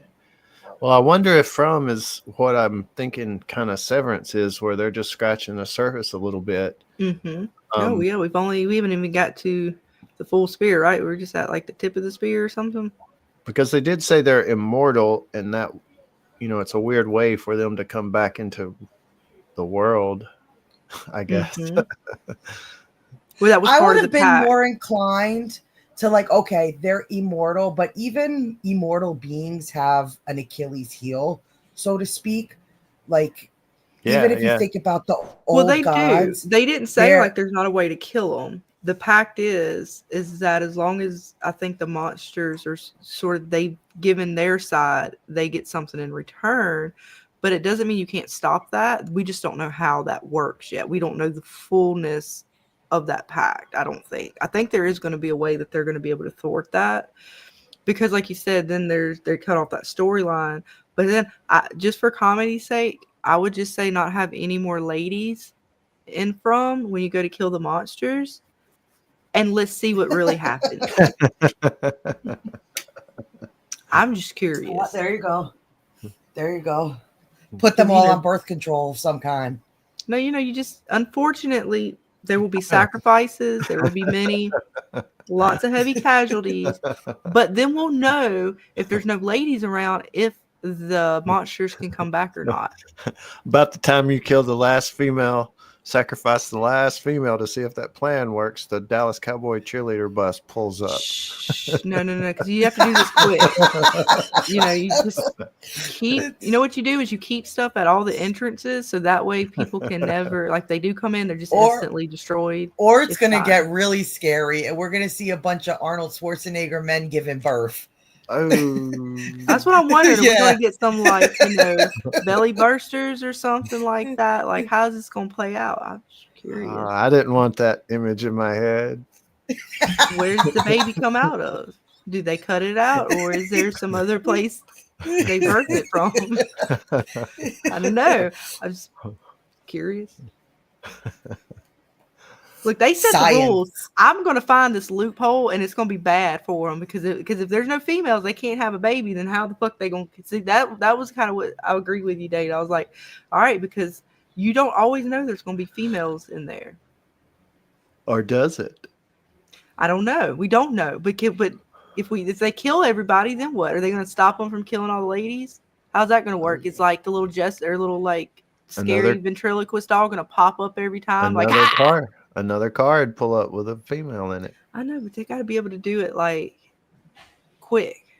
Like if you kill it real quick, then like what is the incubation period? Like does the female have to be there? How do you get the worms? Or after? Are they going to kill it a different way than with the worms? It could be.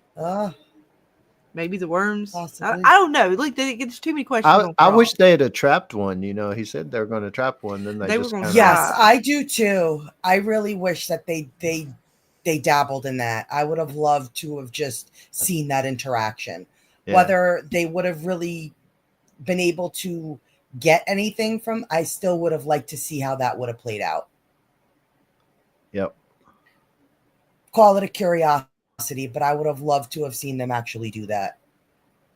Yeah. I don't know. We'll see.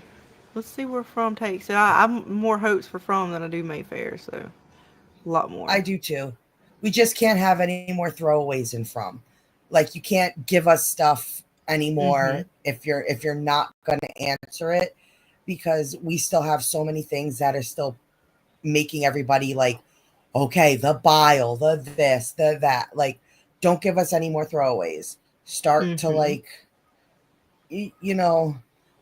start to answer some of the stuff that we've been sitting here wondering about. But it's going to be interesting. The most I'm looking forward to is Julie. I'm really interested to see what they're going to do with that. Yeah. Same. It's curious because they're calling her Story Walker. We get Ethan and his stories. So it's curious to find out exactly what this place is. They give us a little bit, but not too much. Yeah. It's seemingly everywhere, but nowhere. Again, I swear if this is like some kind of actual storybook place and there's somebody outside reading this book, and you remember how you used to have those books where if you pick one thing and it tells you to go to like page 96 and you pick another thing, you go to page 25 and you die. Is that what the fuck this place is? I swear for God, they're going to start like a choose your own adventure book. Yeah, but darker. Well, I don't know. Some of those were dark too. I remember there was like a warlock I had to face, and I didn't roll the right dice number, and he killed me with like some kind of magic spell, like poison or some shit. Bastard wizard. I used So to we'll love those see. books. And did you cheat though? That's the thing. You know, people used to be cheating. They were like, "Ooh, I'm gonna go back and restart from where I was." Like you hold the page, you know, so when you flip Yeah. over, and you're like, Yeah. "Nope, nope, we're going the other way. Let's see what this happens." And you're like, "Damn it, both ways, I died. Some bitch." Have you seen Yep. there's a movie trailer, what is it, Mickey 17, I think it's called. Have either one of you might have I saw don't that? think so. No. What It's is it? it's about I guess it's in the future or a different universe or something, but a guy volunteers to be experiment, and what it is he dies and he's like 3D printed again after he dies, but that's his whole thing in life is to die in different situations. So Yes. Yeah. I know what you're talking about now. yeah, and Yeah. it looks pretty crazy weird because No. finally one of them like rebels or something. Mm-hmm. Yeah, I vaguely remember, and the only reason I remember is you were like, "Yeah, he keeps coming back. He's doing all these different things." Like, oh wait, yeah, I vaguely remember the trailer about that. I think I saw it two days ago. Yeah, It was yeah. real recent. But you never know. It's hard to tell. It's like this show here, the way things are marketed. I've seen several things the last, say, couple of years that's not what the trailer was or something. Yeah, like trailers seemed a lot better. It makes it a lot cooler. Then you watch it, you're like, "Whoa, that ain't the same thing I just watched." Yeah. What? So yeah, we'll see. There's actually still quite a bit out there. I know there's some movies and stuff. I gotta catch up on. Not some bigger ones, but I still want to watch Beetlejuice. I'm gonna catch up on that one. I know it's probably not like the hit one, but I like Beetlejuice. So I'm gonna catch. Yeah, it's the second one. You mean it's not as good, or in my opinion, anyway. The first one, but it's it touches on a lot of the stuff. It just kind of gives you all those like member berries or whatever, all that nostalgia. Yeah, for sure. All the member berries, some bitch. That's no fun. I'll still watch it anyways. Because Beetlejuice is awesome. Yeah. The first one rocked. Yes. Oh man. But yeah, so I'm trying to think what it's Yellow Jackets. When is that? That's coming up soon too, isn't it? Or was that later in the year? I think March. That's right. That's right. So that's definitely. Oh, we got to catch it. I got to. I haven't even watched the trailer. There's a trailer out there. I haven't even watched it yet. Oh, it looks crazy. Some bitch. There's so much to catch up on. I got to rewatch this to remember everything, so we're ready for the next season because we definitely want to talk about that. You is more than welcome to come hang out and talk with us. That show's pretty crazy. I know. Do you think it's? How much do you think is fully like magical or mystical, and how much is just in their heads? I think when it all gets at the end, it'll probably be all in their head. Okay. See, I'm debating it too. Like, I'm still heavily on the fence of how much of this is. But some scenes would, they would maybe even have to explain or something because that, is a little weird, how some things play out. But no, February 14th. Dang, that's like tomorrow. Shit, Dana, we have no time. So, we will be covering that as well, guys. So we'll definitely. Dang, soon. But that's good. That's a good what we show. do with 3 shows at one time. Some bitch, Dana. Yeah. Pretty much. Because that's just the Mayfair still going on. Severance still going on. So what we'll probably do is for Mayfair, because it is a little bit less to talk about. We'll probably wait and because we got a break anyways. So I might just do the last 2 episodes as one stream. Mm-hmm. And we can just fully finish Mayfair in like one stream because I don't see it being a lot of content to really dive into as much. Like we still even hit the 2-hour mark. We was here like for like 4 hours, 5 hours the other night. So with Severance, we got a good talk out of that. So we'll see. Definitely we'll probably just do one more stream then for Mayfair, since like I said, it's only 2 more episodes. And that way we can really try to, because I really do want to do Yellow Jackets. That was a really good one. And that way we'll be able to cover both Yellow Jackets and Severance pretty good. Yeah, guys, see, we do this all the time. You don't know, me and Dana will start talking about like our schedule and shit. We're just like, Yellow Jackets, it doesn't have a like a book or anything, right? No. Well, that's why it's so good then. Yep. And I'm starting to pick that vibe up with these shows. They seem to be better when they're original creations as opposed to something that was already written. Not to mean that the written ones aren't good, just seem to be hitting a little bit better lately with the non-book versions of things.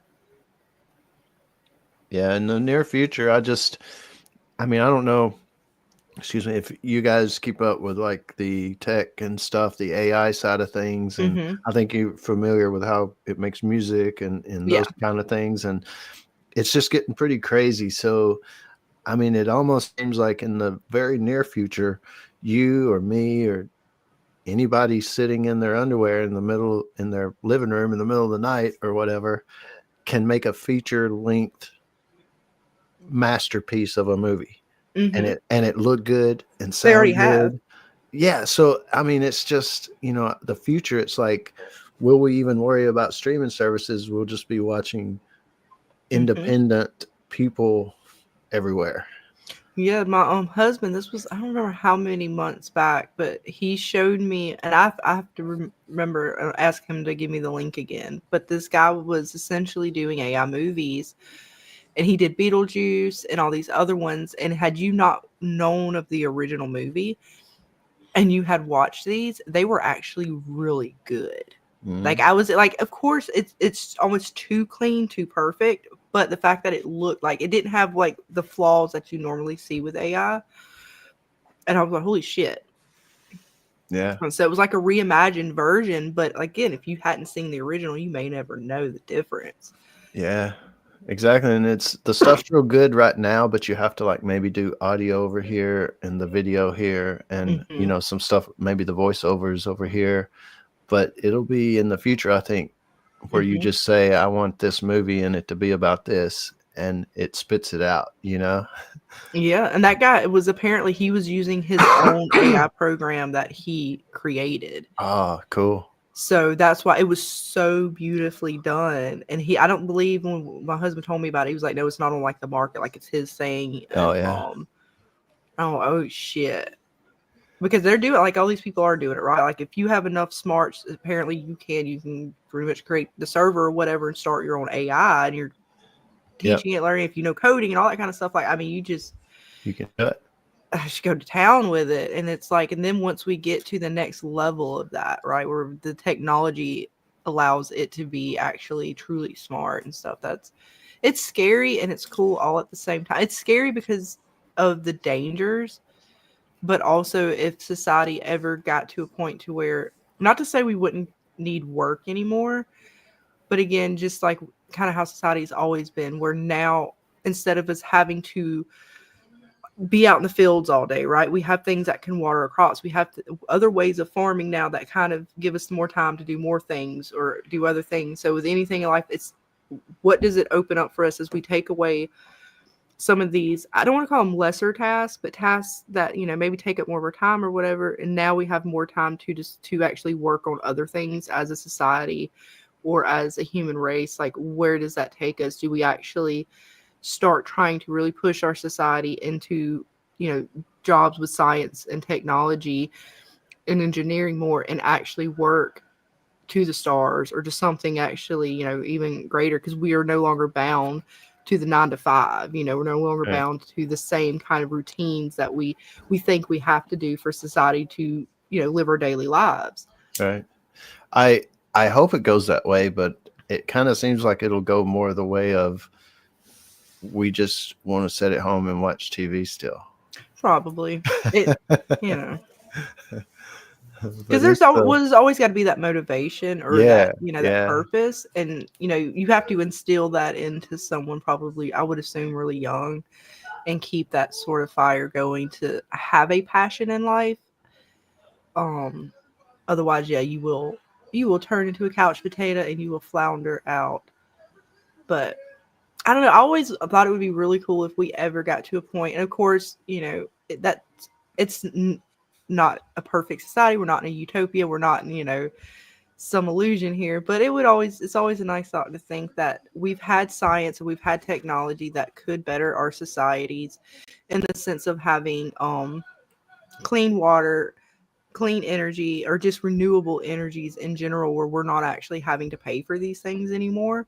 But again, that, people, corporations, anything, I mean, that's a whole nother, like, just long conversation you could get into about the pros and the cons and how it changes economies. It's not something that could happen overnight, but it always irritates me when I see some of the natural disasters, and I think of, okay, we're in a country where we pride ourselves on saying that we're innovative, we're able to do anything we want to do, kind of, because we have that push. And yet we see places that are being flooded, and it seems as if we should have been putting more into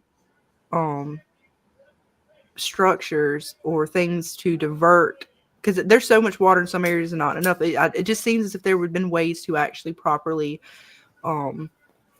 navigate these things with where we should be as a humanity and technology sense, and how we've kind of grown. But it's so heartbreaking to see that some of these technologies, for whatever reason, the government, whoever, has kind of stifled them, or even outright taken them and destroyed them, so that we wouldn't have these medicines, these technologies that actually would give us a world that we're not having to worry about that anymore, not having to worry about energy and clean water and medicines. If it wasn't a perfect world kind of thing, I would think it would open us up to be able to do so much more, like things that we don't even fathom right now, because we can't imagine, we don't have time to, right? We're so, like, I feel like I don't have enough time of the day because we're having to do so many little things in order to keep up, just to live, when there's things that we we should have been past that. And so it does suck sometimes, but again, that's like economy changing, world changing, that's societal, it's mental, that it's so much to be able to say, okay, you don't have to do this, there are better ways, but we have to, like, it may come with other sacrifices, right? Like, because nothing's going to be perfect, right? And of course, if you let the government or corporations go with that, I already see them trying to do that, and it's not the right way. They're trying to do those 15-minute cities and stuff like that, and that's not, the restriction on people's rights is not going to be the way to fix it, when things should just already be freely available. And again, that's a hard thing to do, because, like, they've had the technology for energy, they've destroyed it. Yeah. If there's nowhere to put a meter, they don't want it they don't want it out there. I mean, there's medicines that they have out there, they've talked about, that are supposed to be like completely healing, but there's no profit in that. So, and that's what's so sad. But sorry, I go on a whole tangent with that shit. Like, come on, do you really think that they don't have a cure to the common cold? Like, that's naive to think. But what happens if you put out that cure? That whole aisle of cold medicine in the grocery store goes out of business. Nobody's going to need that stuff anymore. And then people argue, well, you got to worry about population, because now, society is not dying out from diseases. We're living longer. Well, we already have a population problem, right? Some countries are already complaining that we're not producing per family enough children, so we were possibly going to have a population problem in the future already. So that's why I'm like, that argument still doesn't stand as much as it used to, because we're already not having, families that were having 10, 12 children. That is not the norm anymore, right?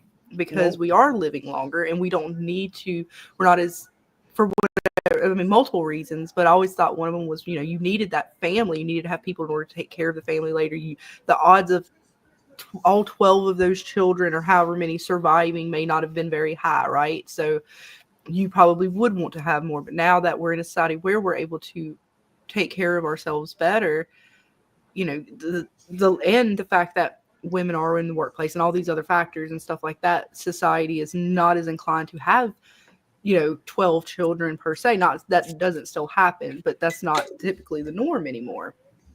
And so it seems as if society could not fix itself, but adapt if things actually went properly. But that's all a pipe dream, I'm sure. Yeah. Human nature usually gets in the way Typically.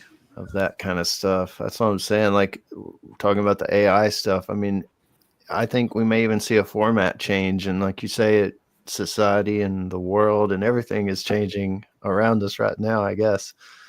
But the AI may take us to a different, like we sit down today and watch a TV show on a TV screen. It may be a more interactive medium. Like they changed the whole way you interact with a TV show. It may be something you walk in or is around you. Well, they did that with the original Black Mirror. Did you ever watch the original Black Mirror movie on Netflix? It was fully interactive, and you got to like pick the ending, and you got to pick stuff, and that blew my mind when we sat down and watched it. I was like, when my husband was, he's like, yeah, you get to pick stuff, and I was like, what do you mean you get to pick stuff? How does that work? Like, I didn't get like how that would work, but man, it was pretty fun. Yeah, it's crazy. You never know what to come up with the AI stuff. It just adds to the possibilities, Oh yeah. So I could see the benefits and I could see the detriment of it, if you know what I mean. Yeah, for sure. That's what's sad about it, right? Because there's even when you talk about power, like nuclear power, yeah, it can be scary, but when it's done right, is probably one of the best sources we have. Yes. Yeah, But for sure. again, you have, with everything, you have to use. My husband's a big supporter of nuclear power because he feels the technology is actually where it should be, in the sense that you don't want to go building it in an improper location, but otherwise the technology is not what we think of when we think of like The Simpsons and stuff like that. It's not, for sure. It's not dangerous in that sense anymore. And like I think we even have one here in Alabama, so it's not as scary as people in the media or whoever would try to peddle it, because of course I would say the oil industry and all that was probably very heavily pushing for themselves. So it makes we have one here hard. in New York too. And it's just like, man, there's so much that we could be doing. Yeah. And it does get frustrating when we see sort of humanity stagnant in some regards to what it could do. And of course, like you said, human nature, greed, all those sort of things come into play. Yeah. And it's and maybe AI will help with that. Like, I mean, even I think you said how people are creating their own, whatever the AI may do, there's a whole kinds of different ones they're creating. So it's getting so people can do this in their bedroom or garage kind of thing. We may have the cure for cancer or something, and corporate can't stop it because it wasn't corporate. And see, they're already trying to battle that, particularly in the music industry. And I get both sides of the argument to a degree. Like, yes, I kind of knew, but I guess I didn't fully like research to try to like dig into it. But of course, places like Suno or whatever, they're using other music or other songs in order for the AI to learn sort of music style and tone and all that kind of stuff. But the thing is that the music industry, particularly these big labels, are claiming is that they're not just using it for style influence or to kind of but they're actually using the lyrics or the melody itself. It's too closely related, so therefore they're basically falling into copyright problems. So I think there's actually some stuff going on legally right now with Suno and some of these other bigger AI ones. It's happening with the images and everything. So corporate, they realized once the stuff took off and how, like, because I'm using it, right? I'm no longer bound or feel bound to having to find music, whether it's free or have to pay for, because that, I would say for me as a streamer, that was one of the things that I fell into where it was frustrating for me the most, because I'm like, man, I have to do the free music. Everybody's using the free music. It doesn't make me feel like I'm doing something different or creative if I'm only limited to what these free ones are. And then when I looked into like, okay, well, I'll pay for something, right? Like, holy crap, that was a whole nother like whole thing. You got songs that you can just pay, you can only pay for one use, like one video. Sometimes they let you have it for a period of time, sometimes you buy it outright.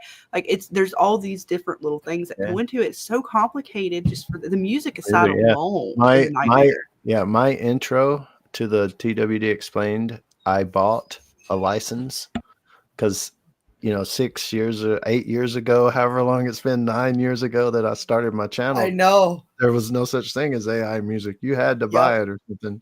So I bought a license, and still every now and then I'll get a copyright flag that says, hey, you're using copyrighted music, and it'll be for my intro music.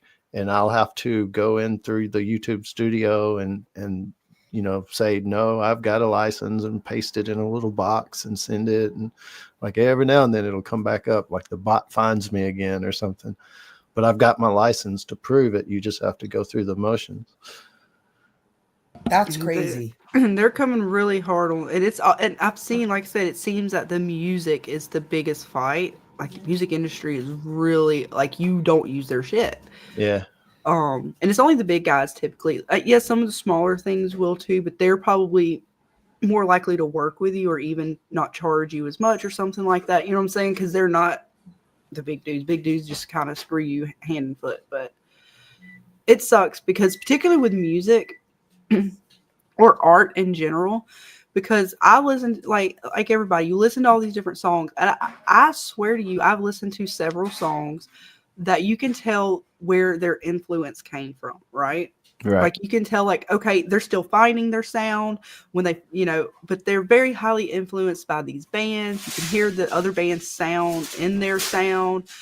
And when I use Suno, like, it feels the same way, because whether Suno created lyrics or I created lyrics, the music sound still seems like, okay, it's kind of sounds like this, but yeah, it seems as if it's not the same song, but it's influenced by something.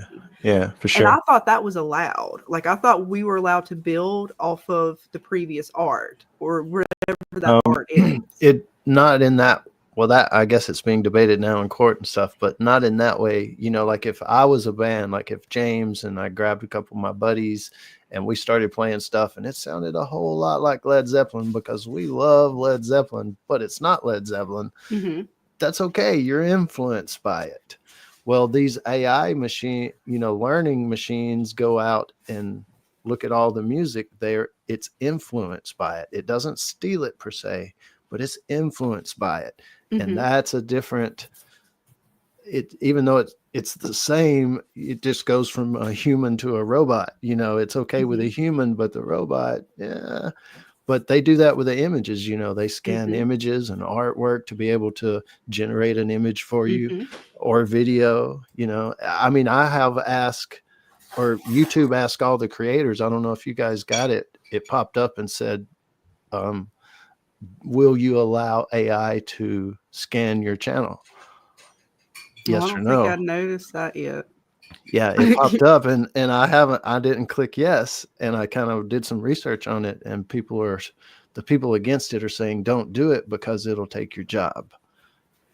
Well, I mean, again, that's been what society since the beginning of first technology we ever founded. Yes. I mean, that's the hustle, right? The hustle is to always be one step ahead of the game and know that, okay, if this is dying out, where do I go next? Right. And that's entertainment. That's art. That's just, I hate it. And it does sound terrifying, but part of our nature is to adapt and survive. Yeah. So knowing that means how do I become entertaining beyond AI? Right. Right. Because again, it can appear to be very good, or is there going to be another way that we're able to do something better? I don't know. I don't have, I personally don't have the answers for that, but we as a human society seem to have always been able to kind of overcome that aspect and still manage to find a place for ourselves. So I don't see that changing. Right. Right. I mean, you used to have people who could paint with their fucking fingers, and now you can do it on a tablet, and that's still considered art because you're using the tool. Well, I'm using a tool now. Yes, the tool, one could argue, is maybe I'm using less talent, maybe depends on how you want to look at it. But again, I'm still using a tool all the same, whether I'm using a pencil, a piece of paper, or I'm using a computer program. I'm still using a tool. Mm-hmm. This is my new art tool. I mean, to me, the biggest reason I'm like so critical of like the people who are against AI with like the changing of technologies, like we already have, just forget about the AI that we're talking about. You're using an art tablet, you're already using AI tools on that. And I know that my kid has one. Right.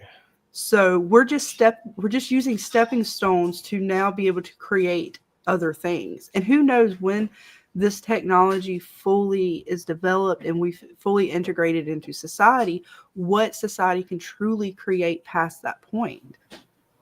Right. Yeah. It's going to be crazy because we're going into a world, I think, like the music thing. I used to be in bands and I've written music and stuff. And you've always understood how the music industry worked, and with the record labels and radio and all that stuff. But I think we're going into a future where music's free. Like it's just, there's no way to do it like the old days. And that sucks.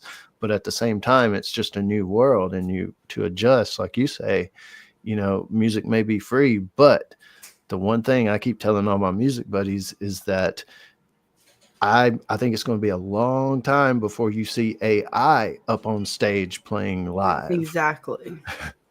Exactly. There's still stuff that the human element, you can't take that away. Yeah. And again, a part of me feels like some of this is because of how much things, and I don't mean like the band themselves or the artists themselves, but it's particularly if they're under a label or something like that, where like now costs start to get out of hand. Like I remember trying to buy CDs back in the day and they were cheap, and then all of a sudden they became like ridiculously expensive. And then I'm like, well, what? So when you start making things to the point to where people can no longer afford it, they're going to find another way.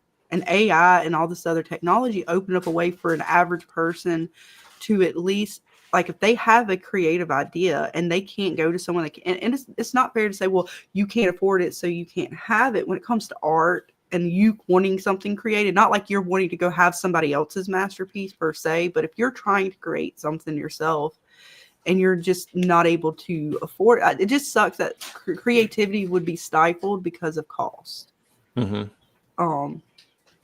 And I know that's always been a thing there, but that's always been something that has been worked on, right? Things have always improved in order to be able to make the creative process easier, faster, funner. And now we're just at that next stepping stone. Exactly.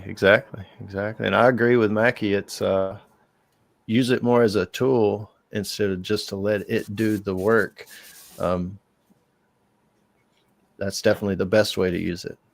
I ain't gonna lie, I enjoy Suno. It is so fun because like it's just something about it when you can get a good song. Like if you really have an idea for a song in your head, Suno is going to be able to create it for you. Yeah. Hey, I have a music channel, and look, just a couple years ago, I went to the studio in Nashville. I recorded 4 songs. It cost me around $1,800, and that's using one guy. I wanted to hire a band, but it was kind of hard. It was going to be more expensive, a lot more expensive. So I just used the one guy that could play all the instruments, and it cost me $1,800. Well, I have a whole bunch of songs I've written, so I would love to go into the studio and produce those. Well, with Suno and other type sites like that, I have a YouTube channel full of music that I wrote, all my lyrics, but of course, AI music. And that would have cost me $80,000 in the studio. I would have never been able to do that ever in my life. So for me personally, AI has given me something that is priceless in that way. To let me hear my song how I thought it could have been, So it's pretty amazing to me. Well, yeah, like the same thing happened with us with D&D. Like we always wanted the D&D channel to be a forum for artists to be able to come and showcase artwork for us. The goal was always to work with artists to create artwork for us, to do stuff with us, but we had nothing but battles with the artist we originally started to deal with. Like nothing ever seemed to work out for us. So we ended up having to fall back to doing stuff with AI because we had to, without it, we would have had nothing to work with until we finally recently found an artist that is amazing and does what he's supposed to do as an artist. So it's like I also see why AI could be helpful, because what if you try to go the route that isn't AI and you get screwed like we did? Mm-hmm. And then it's like, how much money are we supposed to spend on these artists who just screw us over, don't come through, don't create what we're asking them to create? And it's a battle, and there's no protection for the consumer. Right. All the protection out there is for the artist. Right. So it's like I'm out, like you said, all this money dealing with these artists and trying to do this stuff to where Scarlett and I were just like, we're going to use AI because at least we're getting what we need. Mm-hmm. So it's like I understand both sides of the spectrum when it comes to AI, but I also understand to why it can be useful for people. Heck yeah, it's a new tool. It's here. Use it. I mean, it's like, take the scissors to mow the yard or use the dang lawnmower. You know what I'm saying? Mm-hmm. Yeah, like. And I'm waiting to see when they finish this battle with the music industry and stuff. And let's just say Suno wins in the sense that they're still allowed to use what's out there for influence purposes. And whatever that's defined as, whatever the law decides on that. I'm curious to see what the next step is, because right now with AI, my understanding is like any song or anything I put out there with AI is not copyrighted. Like I can't particularly claim money or monetary off of it per se. If somebody else wants to use it, like there's nothing I can do about it. Mm-hmm. But there's arguments out there that are starting with the copyright stuff saying that, well, how much is it? When does it become my creation where I'm just using AI as a tool, but it's still my, how much of it is mine if I'm creating the lyrics or I'm creating, if I sing it myself, right? Like where is the line to say, okay, now I can claim this as my art and not just AI? Yeah. And get no rights to it. And it changes. So the trick is going to be, well, today it's this and it's okay for me to do it, but tomorrow it may not be. And they say, oh, you got to take that song down or change that. And you've put a lot into it beyond the AI stuff. Say you're an artist and you're trying to do something with it. So yeah, I've been trying to keep up a little bit with the lawyer stuff, and that's why I'm glad that I use my own lyrics at least. So even if the law changes to where it's 50-50, it's 50-50, at least. They can't get my lyrics, Because we did one for From, and we actually got the chat involved, and the chat kind of came up with the lyrics. I added some lyrics to it, but it was mostly all the chat's influence, right? So if we came up with that together, like that's what I'm saying. I don't know where they're going to draw the lines with this stuff. Well, they'll never be able to get your lyrics. That'll just be going against even old laws. So if you wrote the lyrics, then they should be able. I don't know how they are they going to prove that? Yeah, too? yeah, That's another thing. That's another thing. But like they've even talked about, well, say you wrote half of it, and then you ask the AI to help you and write the rest of it. How does that play? Exactly. Because again, we're talking about AI as a tool, and I get it because you're skipping a lot of steps, right? But at the same time, it's like, well, when you're using these drawing tablets, how many steps are you skipping from someone who's using pen and paper? Yeah. Like that's a whole, when you talk about applying color onto something and rendering it on that tablet as compared to, I'm sure, like an old school comic book printer and stuff like that. Like that's got to be miles apart in Yeah. time and people, and that's allowed. So again, what is it? It's particular when it comes to art is where I find it to be the hardest to navigate, because again, we're talking about inspiration, we're talking about influence, and then what you've actually created, and who's going to determine, like, who determines what art is, right? That's been a question forever. Like, who is they, who gets to say that my little sketch that I made and I put into AI, and AI gave me something better from that. You know what I'm saying? There's just so much that goes into it, and I'm kind of worried when I watched that video the other day where they were talking about Suno and stuff, because I'm like, look, I don't want one of these companies coming after me, because I've listened to the songs and I'm like, okay, how much of the melody has to be changed in order for them to consider it different? And then you have to fight that battle in court. And I remember me and my husband talking one night. He was, and the song Ice Ice Baby's got like the same beat as Queen. The Queen song. Yeah. So then I think he got in trouble for that or something, right? Yep. Yep. But then I've heard other songs where I'm like, man, they're like highway robbery, and they're not even on the same label. They're in two different countries. And is it the country thing? Like, again, that's a whole nother thing too. Because what if the music I'm sampling comes from another country? They don't have copyright laws. Right. And so again, it comes back to is it just going to be how does the record labels here get to say, well, we have a claim over all sound? Well, I don't think you can do that. It has to be your particular notes, right? Like in that particular order. Mm-hmm. Because there's riffs out there that you hear in multiple different songs, multiple different bands. They're not under the same label. Right. But you get, as far as the music industry, they're going to fight tooth and nail, because it's almost mirroring something, as an example, like the oil industry. If everybody said we're just going to do all electric oil, we're not going to need it anymore or whatever. They're out of an industry. Yeah, they're not. It's like we were talking about the cold and the cancer, and there's huge industries behind this stuff. So that holds back. Like you were talking earlier about humanity, the thing that holds back humanity more than even human nature. Well, human nature is the cause, I guess, but it's the industry. Like, you don't want to get rid of that whole industry. Well, sometimes it has to happen.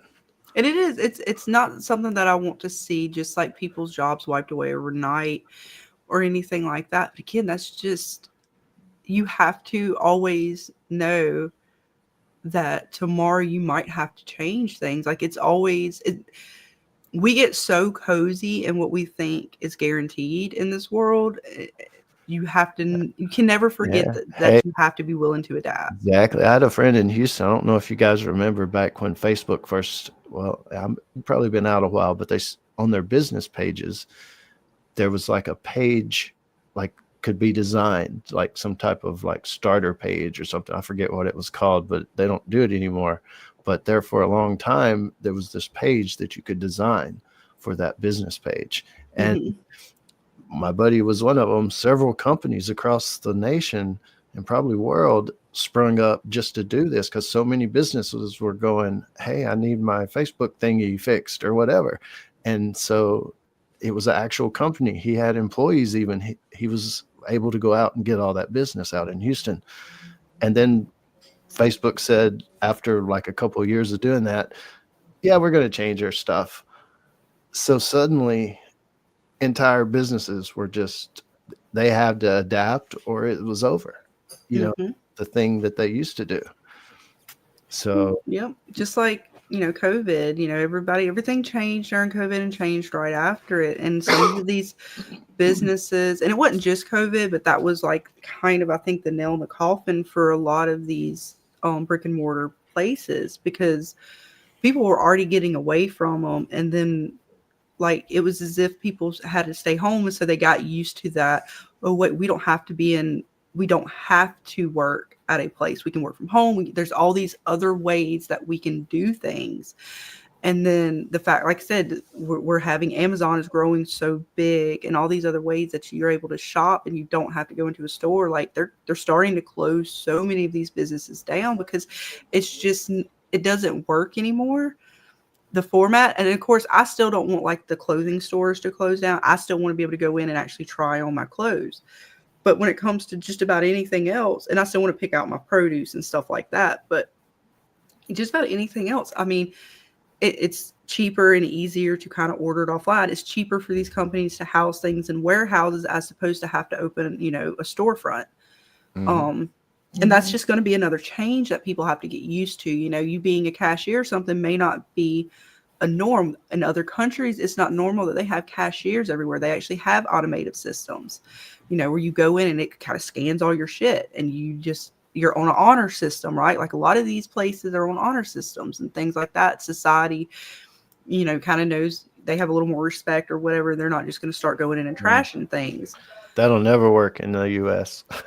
Yeah, unfortunately, it won't. Well, it could. The thing is again, we've allowed certain things to go on in society, and that's going to take generations to get us back to where we're going to be able to say, hey, look, this is how we are supposed to behave in society. This is not. And again, there's so many little things that go into all of that. And between politics, media, I hate to even say, like, poverty is a little bit, it does have to do with it too. And of course, the manipulation of that sort of, I'm trying to be very careful in my words because, like, I know I was on, me and my family, we were on EBT at one time, and it was such a trap, that I could see why some people do some of the things that they do, but it doesn't excuse your behavior, right? Like, we didn't do that. It still is no excuse, but I understand the psyche behind, when you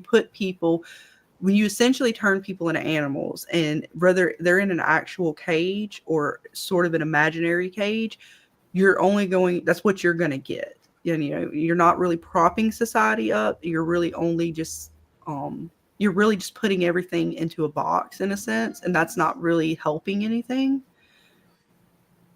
We're separating society more than we're bringing it together, and that's the biggest downfall. Yeah, that's just probably a form of that control that needs to happen.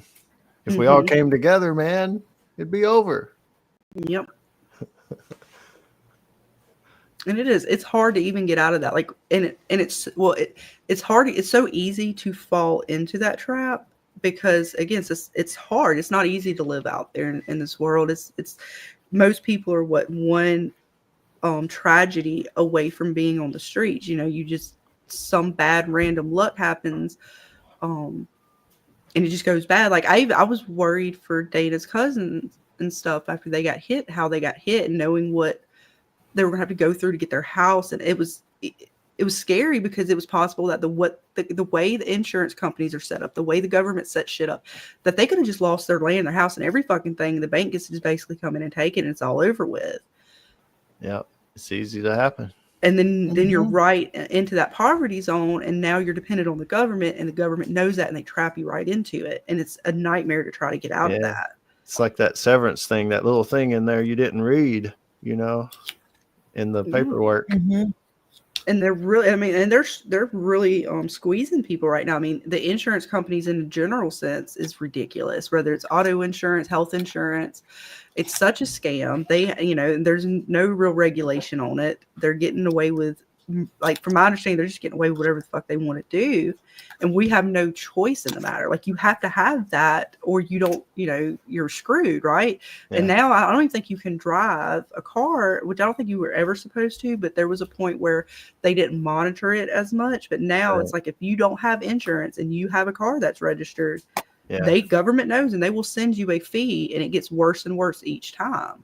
Oh, yeah. Well, the same thing happened here, like with all the flooding that we deal with in my town.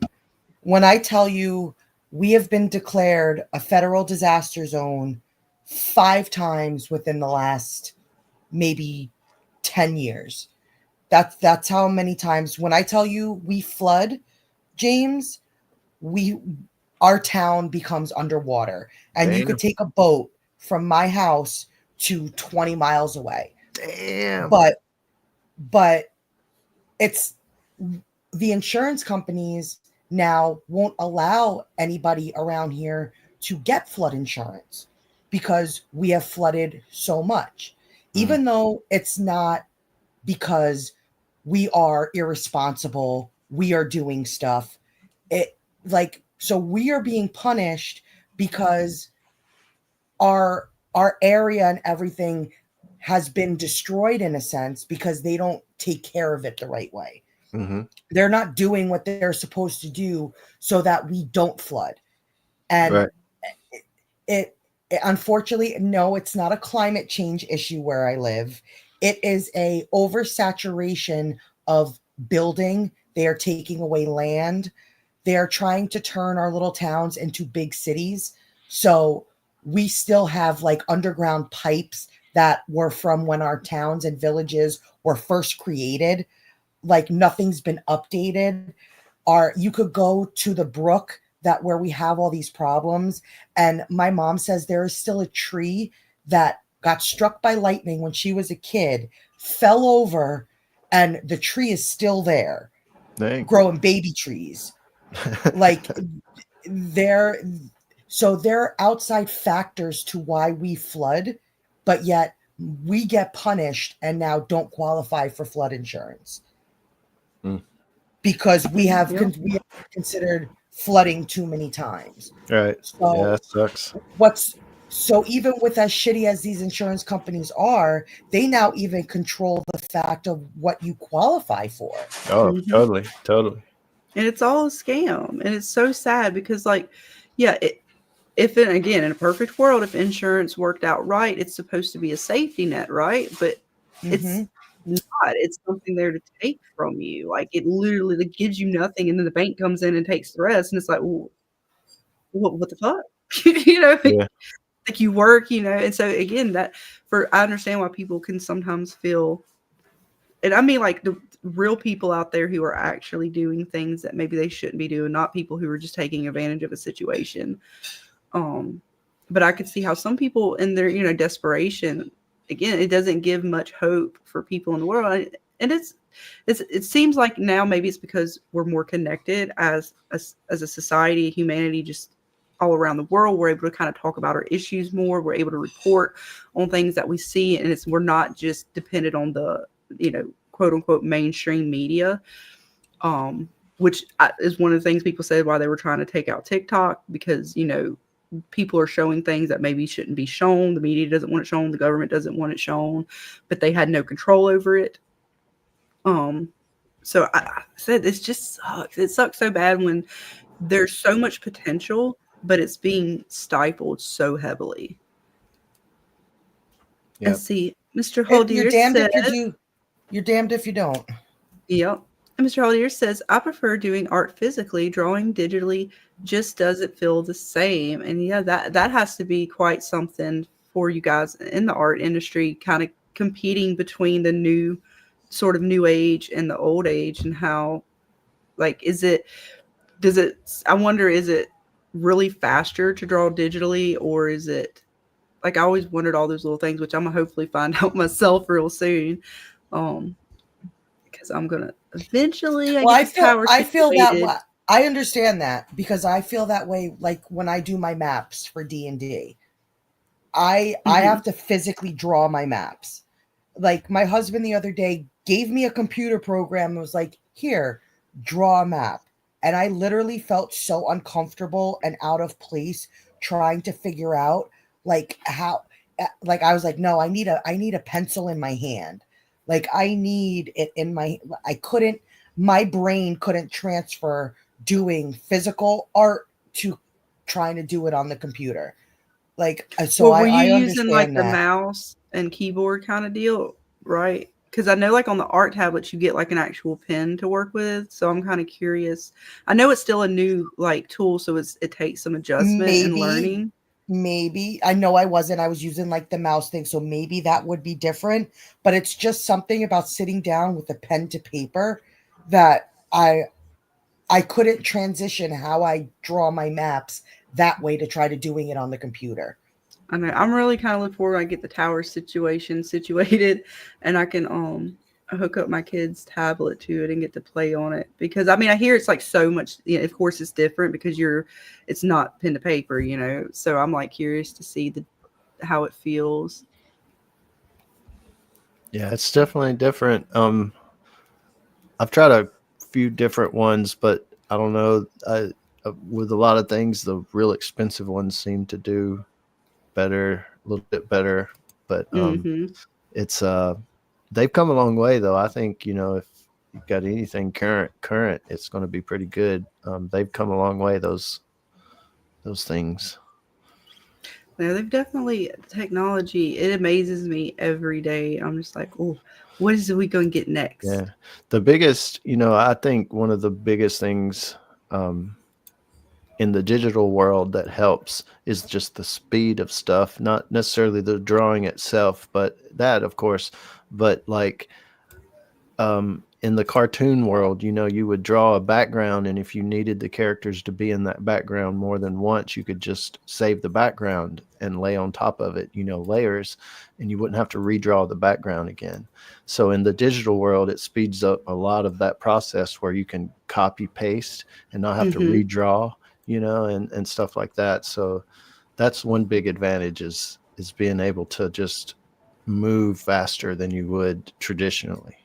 Yeah, especially because I know like on the drawing tablets, when you draw something in, you can create the layers. So if you mess up, and you can take it away, it's not the same as when, like, here, I show it in my beautiful drawings. Yeah. Let's see. But like on this one, this was literally a doodle page, right? Oh, so yeah. like at the top, you kind of see like the face back here and stuff. There was writing on here for when me and Dana like are talking about streams and stuff. I think this was during the time of the giveaways. And so I would literally, the eyeball was a doodle on the page. None of this was here. There was like a dude's face up here, just practice doodling. But I had to keep the eyeball because I had already drawn it in. It was already so dark that if I erased it, like even the face, you could still see it up there. I erased it, but it still came through. But if it was layers, I could just, I'll take that little layer out, take this little layer out, Yeah.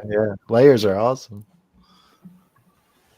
But yeah, that's my cool, artist ability. So is that people, like somebody climbing up a rope over there? Yes, you see it. It is. See, somebody thought they were hanging from the rope, and I was like, no, they're climbing up the rope or down the rope. Honestly, it's whatever you feel. Right. I'm glad you saw it. See, okay, then it's not as bad as I thought. You could tell. Perfect. You'd think he's climbing up to join the other two at the tree.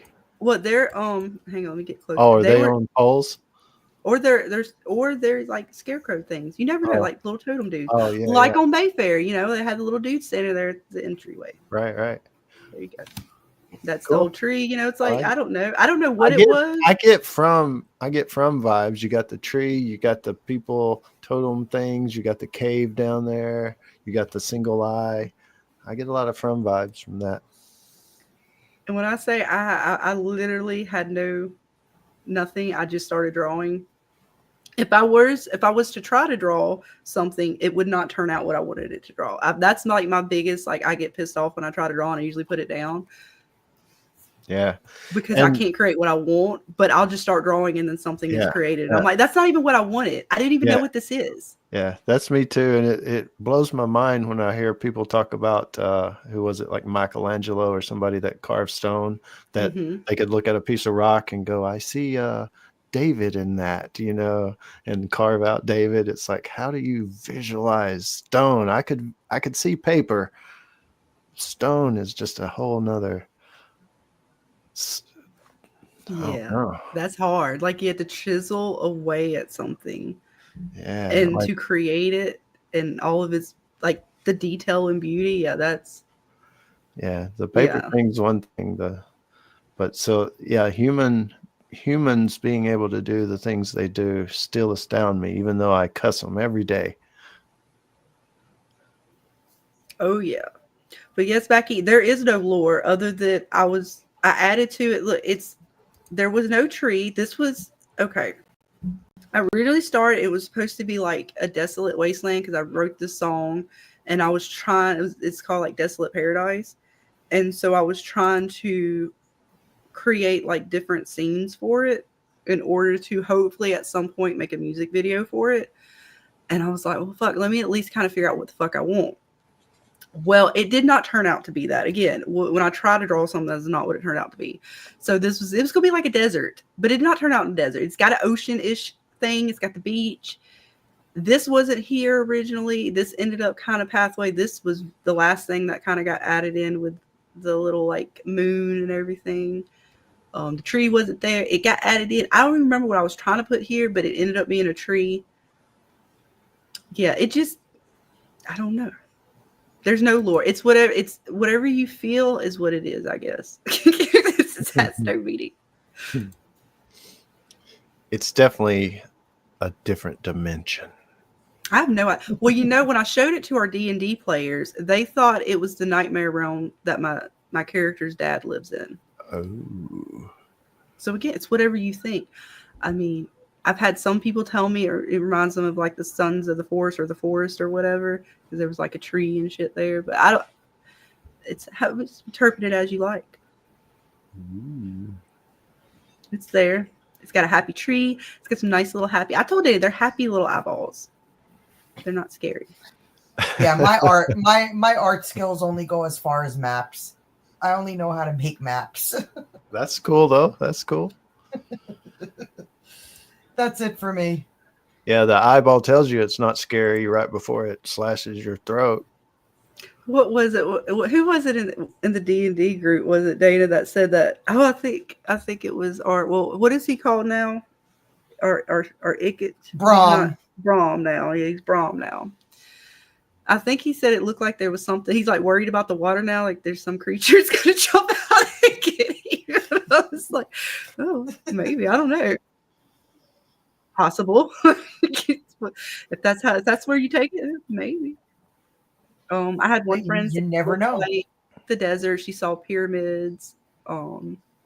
So yeah, I kind of like that it gives off whatever. Like everybody's kind of interpret it in any kind of way. Ooh, that's art right there, man. Yep. So it inspires you for whatever. I'm happy as long as you don't be like, what in the fuck is this? As in you can't tell anything. Then I feel like I did okay. Wait, I think it's upside down. No, fuck you.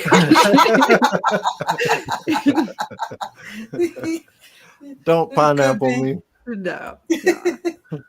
Howdier says, I got a Samsung 6G Lite tablet a couple of weeks ago. The style works amazing. My issue is working with the software.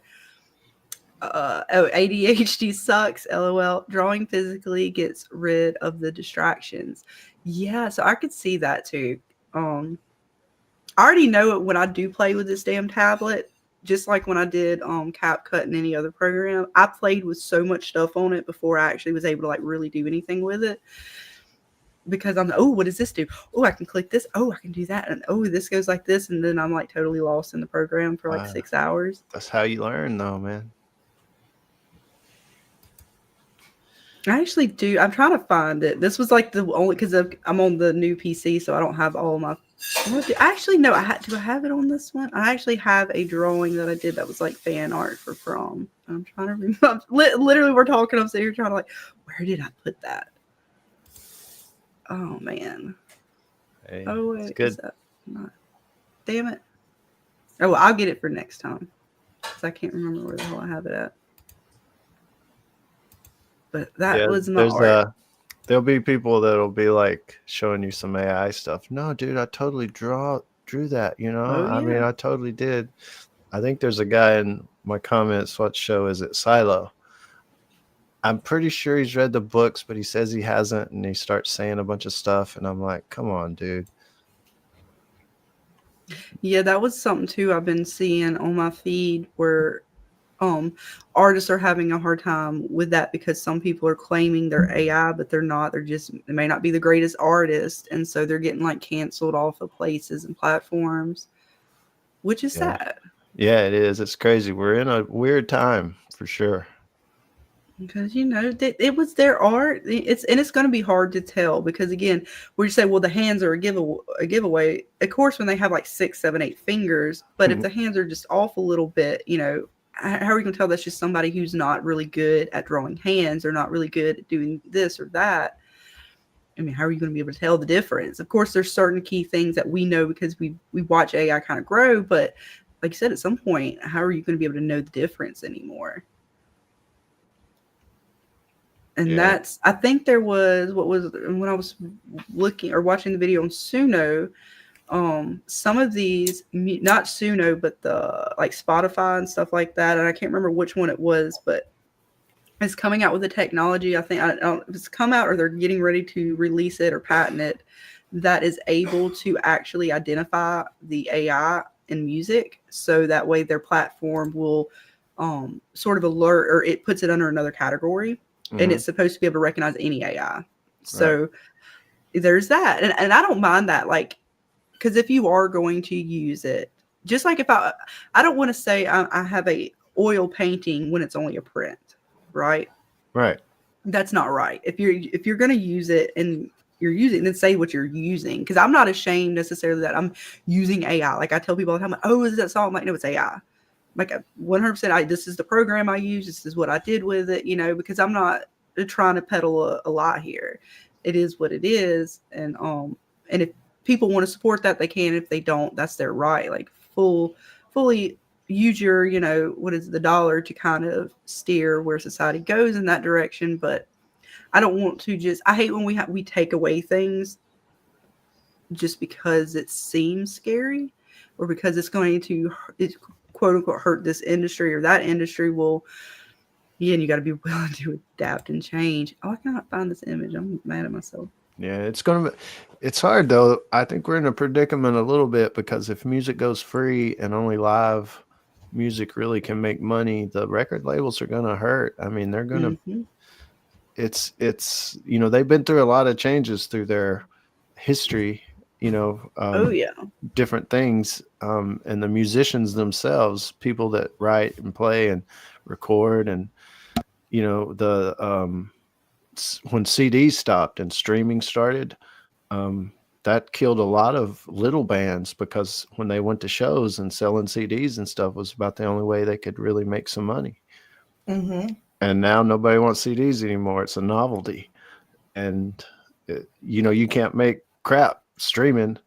Those 4 songs I told you cost me $1,800. I made about $5.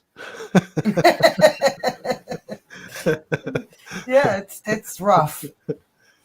It's definitely rough. It sucks, but I don't know. I'm excited and I'm scared for what could happen, but I love the fact that the potential for greatness is there. And just human nature and all. Yep. It does what it does. Yeah, along with the cheap AI that just came out, the Google chip, the quantum stuff. I mean, we're real close to a Star Trek-y type world, I think. Yep. When you have people like my father dabbling in AI, something's changing in the world. That was fun when you told me about that. He's like, what are you asking? Just questions. Like, okay, can you? What kind of questions you asking AI, Dad? Like, come on, careful. You ask anything too crazy. When he said he was asking AI about BlackRock, I was like, oh shit. Oh shit. Yep, y'all gonna get That's knocked on the it. door. Y'all just got flagged. I was like, Dad, find a lawyer. Find a lawyer now. They come for us nowadays. They come for you. Pocket. Tell your dad to not resist. Hey, it's crazy. Because you can't ask it or ask it to do anything. He's like, yeah, I was watching stuff and I asked AI about it. And I was like, oh, fuck. Oh, no, Daddy. Don't tell me that. No. Like, shit. How did you go from needing dimensions for a window or something to asking AI about BlackRock? I was like, where did the transfer happen? Right. Like, explain to me, Dad. How did we get here? How did one get into the other? Well, you know how the chat GPT does. At the end, it says, "Is there anything else I can help you with?" Yeah, pretty much. And he's like, "It's so nice to me." Yeah, you're right. Compliments me. It's so nice to me, and I'm just So like, helpful. I mean, what could you not love about it? Hey, it's so now been he's probably like he's watching YouTube videos on it because he also just discovered YouTube. So like he'll constantly come in and ask me questions about like YouTube and stuff, and I'm just like, who are you? Like what are you doing? like what are you doing? So now yes, he has gone down various rabbit holes that I just can't stop. Unfortunately. So if I just vanish one day, Scarlett, you're I know, right? I told you, just don't resist. I'll try to find you. Hey, I don't know if I'm going to find you because I don't want to disappear too. God damn. Well, we definitely ain't calling James. I know that right now. All right. Well, we know where to stand, Dana. It's cool. I got you. No, I'm joking. I'll find you. I'm joking. I would be there. I'd be there. My emergency contacts is James from The Walking Dead Explains. His YouTube channel and email address below. He's just gonna get an email one day. Do you know this person? Do you know this person? James is gonna be like, I don't know how to answer that question. Right? Depends on what trouble she's in. Right? Maybe. Not sure. Hey, you got to watch the AI. It's been several months ago, probably like 10. Like I was trying. Like I don't write songs, you know. I tried to like I tried it and just to see, and it's stupid stuff that comes up. Mm-hmm. And I tried to say write a little short story just to see what what it was all about. Mm-hmm. And so when I said about writing the short story, it kind of gave me some stuff. And you know how I said it'll ask you stuff at the end. Do you want me to expand on this or that? And I said, yeah, do this and that, because it was just pretty lame, like real basic stuff it was spitting out. But it got to a point in the story idea that I had, it got to a point where there was it was an apocalyptic event, and in the future these people had to make a new society, and it kind of gave me the idea like they need their own, they probably come up with their own religion. So I said, okay, can you create me a religion for these people? And I swear it wrote me a Bible. Mm-hmm. Like this whole religion with the practices and the verses. I mean, that's crazy daisy. Oh yeah. No, the AI it's pretty good. There's even that one, like you said, does like the storyboard kind of thing. Gives you like a full, like almost like a trailer kind of deal. Yeah. And it, when you act, of course, you're going to pay out the ass if you really want to use this program. But essentially, like you add characters to it, you kind of change the camera angles and even like the voiceovers and stuff like that. Ooh, oh shit. But you got to pay. Like I didn't get to properly use it because you're just going to be paying for every little fucking thing you changed on it. And I was like, not yet. The tools are crazy though. I like your artwork there though. Yes, that was my from fan art. It looks like the stuff that's on the stone in the symbol you put into the tree. I did. I put the F's all over. Like they're part of the like an oak tree's got. Yeah. Yeah. I like it. Got the cicadas. And this, hang on, I don't know if you can truly see. I have to close up on. This is the From 47 label bottle. Oh, yeah. It's like my own little liquor bottle. It's From 47 label. I like it. It's even got the ballerina in the bottom, like the worm. Yep. That's awesome. Because, she has the worms. So she's like the worm body. Yeah. See, that's just deep on a lot of levels right there. See? Yeah, that was. You thought I got the symbol too. Look, I was most proud of the fucking symbol. I was like, yes, I did it. Everything else, whatever. You got the crows. You got. Though Quiet. technically they weren't crows, they were actually more cicadas, but I'll take it as crows as Oh, well. oh, that's like Like they were swarming, yeah, but yeah. actually So I'll take either as the right yeah, answer. I thought maybe you put the cicadas up close and the crows farther back, but those supposed to be farther away cicadas. Yeah, like they was swarming. Ah. But I like either answer. Yeah, yeah, yeah. That's it. Could work take either way. Take either one. I like it. Well, you want to see my other one was not as beautiful. It did not do as well. This one was not as cool. I saw it. This one I was really trying to do, and it sucked horribly. This is what I mean by when I'm actually trying to draw, and like I have like a visual of kind of what I want, as opposed to when I'm just doodling. Here's a doodle, right?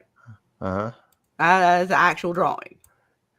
It's like purpose. I like it. It's scary, not in a bad way. Scary like it's okay. I did not get that was supposed to be the ceiling. I did not quite properly angle that shit. No, my character's this horrible. Like her she almost looks Western at the bottom. No, that's totally Fatima. She's got the doll with her. She's got Jasper. I tried. But, I like it though. I tried. I still put the little ballerina. Ballerina, yep. And I was trying to put the town down here on the rug, but I got really irritated, so I didn't even finish it. I was like, God damn it, there's supposed to be like a hole in the floor and a fucking staircase had the crows on it, but my crows wasn't crowing right. You got the artwork by the door there, yeah. I was trying. This was supposed to be the talisman over here by the door. Yeah, and that was the creature. creepy shadow dude. Yeah. I don't know. This was back when we were thinking there was a Wendigo deal going on. Oh, yeah. So I put him in there. It was the music box. But yeah, this one's not my favorite. I like that one. That's so much better. That's pretty deep. That one's got some layers in it right there. So I'm familiar with picking up a pen and paper too, but it takes a lot more time. I like AI sometimes because it gives me even better photos than I could create. So we like our AI sometimes. Yeah, it's fun to play with anyway, if anything. Oh yeah. Oh look, we made it. We got 3-hour mark. Hell yeah. Not from Mayfair though. Nope. Not at all. Yeah, usually, like you said, we talk longer for Severance. We can pull from the earlier seasons and just keep, kind of rounding it out. But this one, the Mayfair show, just like, we just kind of drew a blank there at a certain point. Yeah, because again, and it's not one of those shows like some of these others we cover. I thought it was going to have a little bit more mystery to it, a little bit, or even just the supernatural like thrill of it, right? That sort of horror and just, oh my God, I can't believe this shit happened, but it's just, we're not getting that. Again, that's me not understanding probably Anne Rice's novel. Right. Yeah, that's me too. And so it probably, if you're probably into more of that sort of a show, it probably is really a good show. It's just, I didn't realize that it was going to be more of this romance kind of thing. So it fell a little flat for me. Like, I like the crazy suspense. Yeah. And maybe we're going into that because the romance, maybe that's played out. I hope so. And look, I'll go another season if they're willing to give us a little more, especially with this new dude slashing throats and stuff. That's why I say it got a little better the last 2 episodes. Had a few more better moments, but we'll see. Yeah. With the third book being called the Old Gods thing, it might be okay. Tautos, something like that. We're gonna go with it. It'll work. Pretty much. I hope it gets better. I do, but I'm also okay if it doesn't, because that just means just move on to the next. Yeah. Mm-hmm. Now this makes me want to do. We may do a fan art for some of these shows. You guys can submit them in the Discord, and then we'll let everybody kind of vote on the winner. And who knows, maybe we can get you guys a prize. Ooh, prizes. I don't know. What do you guys think? Y'all Yay. want to do something like that? Let us know in the chat or in the comments after, or let us know in the Discord because And I always love trying to you come up with new guys. stuff. I really do. But United States only. Yeah, unfortunately, yeah, because we even ran into some problems with some people's stuff getting held up in customs. Yeah. So some things made it out to other countries, some things did not, or they made it to the country, they didn't make it out of customs. Yes. And it's unfortunate, that we probably won't be able to do a lot of overseas shipping anymore, just because we don't even know like why they won't tell us or anything like that, and we just don't want to have to keep, promising people stuff and them not be able to get it. Yeah, and unfortunately, even Canada might be in that bracket because it was not easy shipping to Canada. It wasn't. I don't like I don't know, and I just learned today that also there will be a fee on your end if I ship something to Canada. You have to pay to pick it up at your post office. I just found that out today. Oh, that sucks. So it might just be United States only, unfortunately.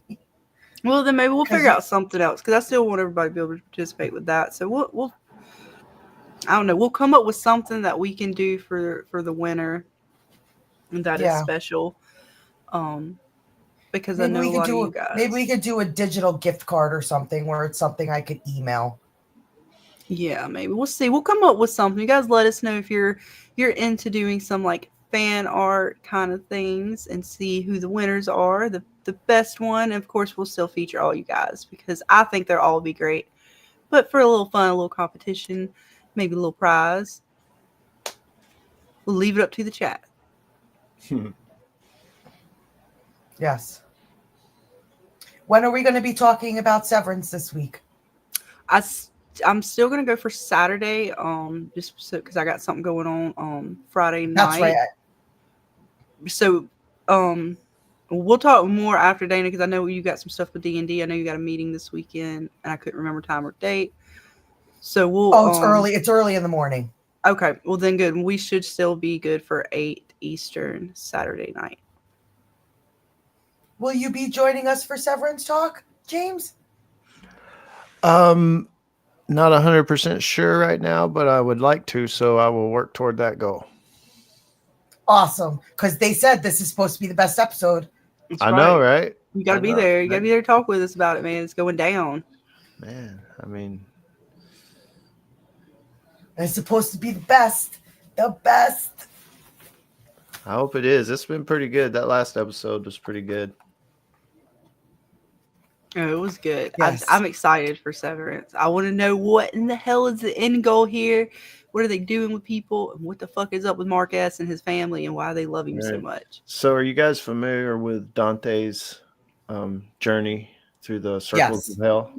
Yeah. Yes. I don't know if you saw the trailer, but it shows them in the snow, and one of the circles of hell is like ice or something or snow. I thought I have to look it up, but that may not be what it is, but I just think for some reason, I think the snow is just another floor now that I've seen the goat thing. It could be. So, but I don't know because it looks big, like it's got a sky. There's no ceiling. There was a ceiling in the goat thing, and it looks like they're really out there in the wilderness snow. It could be. I mean, it could be like the Truman kind of deal, right? Yeah. So I want to. Yeah. I'm so anxious to see what is all of this about. Are they living like the Truman Show, right? Like living in a big ass dome. But, there were other Lumen locations. So I'm wondering, I also thought my first theory when I saw the trailer is like, oh, they go somewhere else maybe. But they're in a snowy place anyway, in the real world. Yeah. So they could just be out in the backyard of Lumen. Because it seems as if Lumen owns a lot of that property that we see. Like when he looks out, it's like all the houses, you can see Lumen right there. And then I'm assuming that both Mark and I forgot dude with the glasses name and the family. Dylan. still, yeah, it may be similar where he's like within proximity to Lumen, like that whole area is like a big ass compound. Yeah. It's gonna be crazy. I hope everybody's just like, holy crap, like something they didn't expect. Mm-hmm. Because they got schools, medical, seem like they're into water, they seem like they're into all kinds of things like that they're making and creating. So one connection that I saw a commenter make is that there were several Russian ties to things, and I don't know, could they be in Russia or it's something possible because I mean all the snow. I mean his watch was a Russian watch. Mark's was. His wife was taught Russian or history or something, and just they were pointing to 2 or 3 different things that pointed to Russia or some connection to Russia. So that made me like, that's just something else, you know. I hadn't even because I don't know. Did they ever say? Now that you mention it, I don't know if they ever claimed like if they were in the United States or not. Like I don't remember. I just probably would have assumed, but I don't know if they ever clarified that. Yeah, the name Kier sounds kind of Russian-y. If that's I don't even know. Like now I'm wondering what I just assumed this was like kind of based in the United States, but I mean, no. So it's like you know, there's all kinds of little things. Like even the other night, you guys were pointing out that I hadn't picked up on, or I saw it a different way, and you made me see it. It made more sense, you know, and stuff. There is a lot. Even you guys, like I feel the same way because I was like, oh wait, now we got to look at damn it. I could go back season 1 and you look at all this shit. We got to compare and contrast, just like from. Oh, this is gonna be. We don't have enough room for any more mystery boards. And now I got to get ready to set up Yellow Jackets too. I need a bigger apartment. Oh. There's just 2, and then I'm a confused shit. Like I already did that with Mayfair and Severance. Like it's gonna get real bad when we're really. Like I'm gonna start like, wait, no, that was for From. Okay, that's Severance, and then when I do From, and then we do Yellow Jackets or some shit like that's really gonna fucking throw my head off.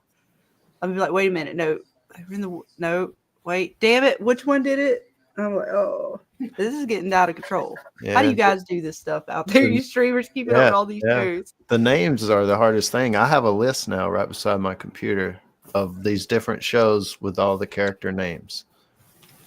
You know, Silo and all that. The Walking Dead I know by heart by now, but the other shows I started reviewing, I had to like put the people's names down because I'd have to Google it. I'd start a video and I'd start talking about somebody and I forget their name and I'd go Google it. Right. I know, and I got notepads. I just, yeah. You know, I make a list for the grocery store and I leave it at home. Oh. Can't do that. It's horrible. Oh man. I take a picture of the list with my phone. Then inevitably I would leave my phone home. Oh snap! I know.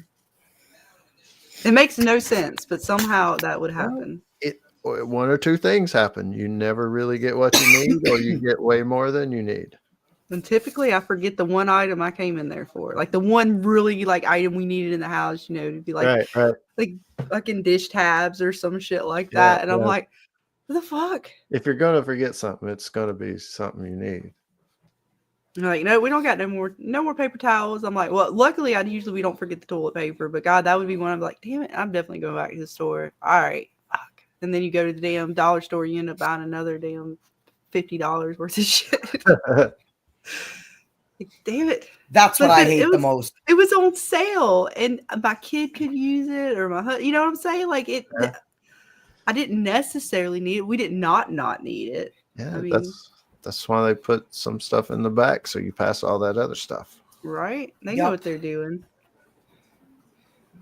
Psychology. The trick is you got to eat before you go grocery shopping. Yeah, for sure. For real. Like, make sure you're good and full and satisfied, you know? Not too full where you can't walk, but you know what I'm saying? Like, you don't want no dessert, you don't want nothing. So that way when you're walking in there, you're like, I don't even want any of this food. Where's my list? Okay, yeah, I got it. That's what we need. No, don't even put that shit in the cart. I can't even right now with it. Right. No ice cream. We're done with that. We just had ice cream. I can't even look at it. That's how you have to do them. It's hard. I know. It is. Dude, they come up with so much shit now too, and I know it's all horrifying and bad for you, but I'm like, man, that shit look good. Like they legit, they know how much of, and I hate to say this, but they know how much of a fatso we are because they now have, the bottom of the ice cream cone thing that you get with the chocolate at the very bottom of the cone. Yeah. You now buy just that. I'm like, are you fucking shitting me? I'm like, man, we're gonna be fat. They're gonna kill us. That is the best part of the whole fucking ice cream thing. Is you get down to the bottom and you get this huge little chunk of chocolate. It's delicious. And now they put it in a little bag for you. Heck yeah. I'm like, oh my God. I mean, when they start well, actually, I think they do in places. But when you start going and getting the chicken skins fried anywhere, you just fry them yourself. Fuck, we're screwed. I think you can now, but I know at one point they didn't want to do that because they knew what fucking people were going to do. You can. I'm like, son of a bitch, man. We're so fucked up now. We're just going to die. Eating fucking chocolate and fried foods. It's just the American way. Oh, God, though. Yeah. A good piece of fried chicken, the skin is the best part. It sure is.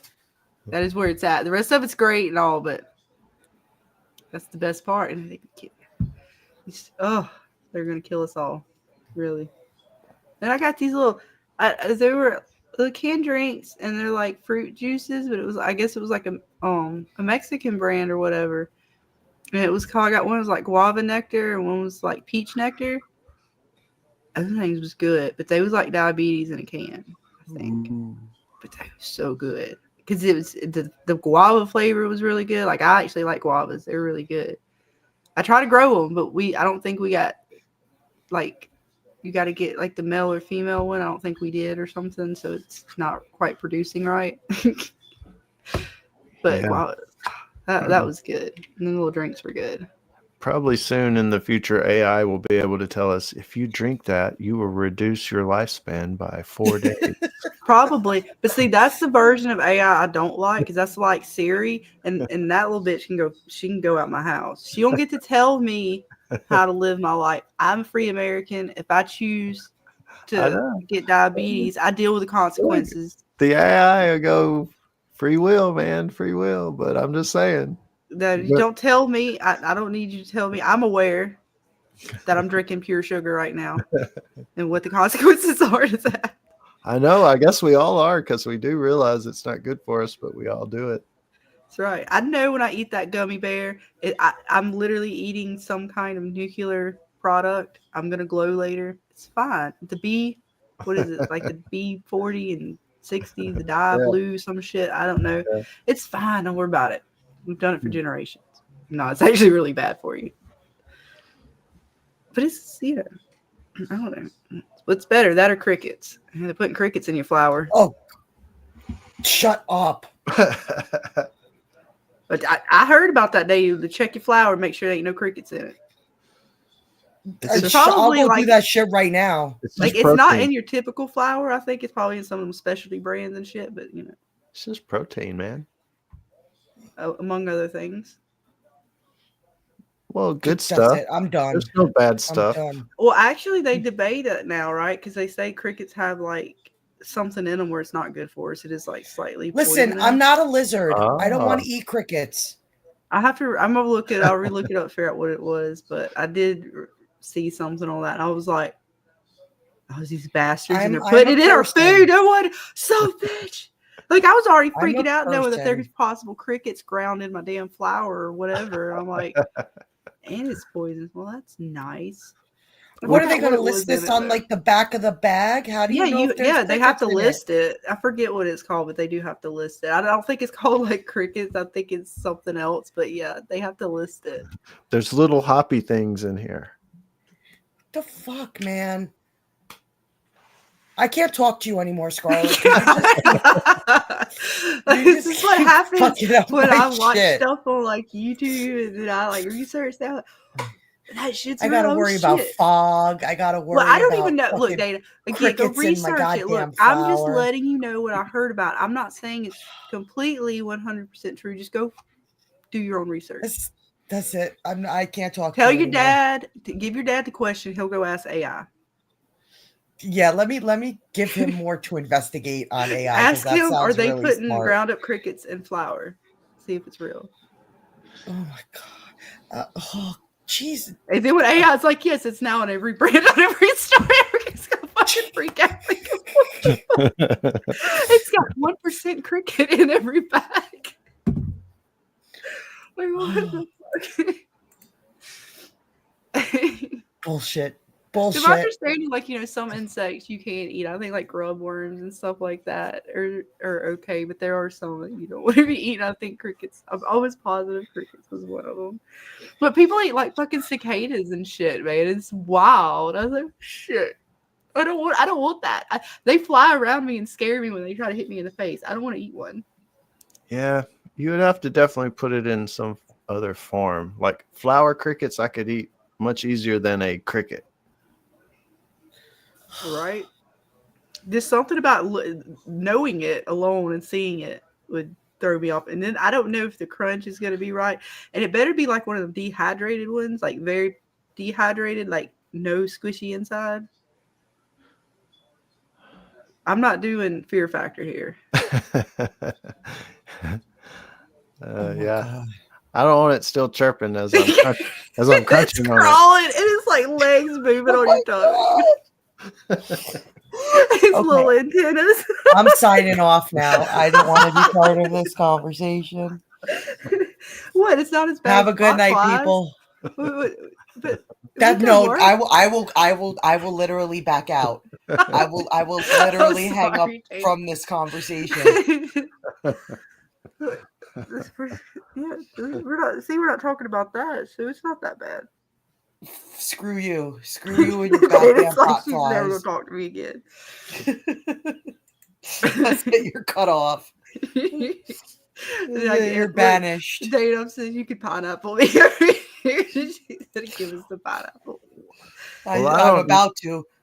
I don't know if this is the same subject, but oh shit! You said you weren't gonna be bad. No. Okay. I just Googled. That's never good. PepsiCo is testing as an ingredient to use in snack foods such as Cheetos and Quaker granola bars, cricket flour. Yeah, see, cricket flour is real. Yeah. That's it. Bastards. Yep. So I can't even eat Cheetos anymore? Is this what you're telling me? You gotta make them at home. You gotta make your own, Dana. You really are. What is the name of this cricket flour? So when I'm gonna like literally look at everything, I'm gonna start. That's it. I'm going in the kitchen. I'm throwing shit away.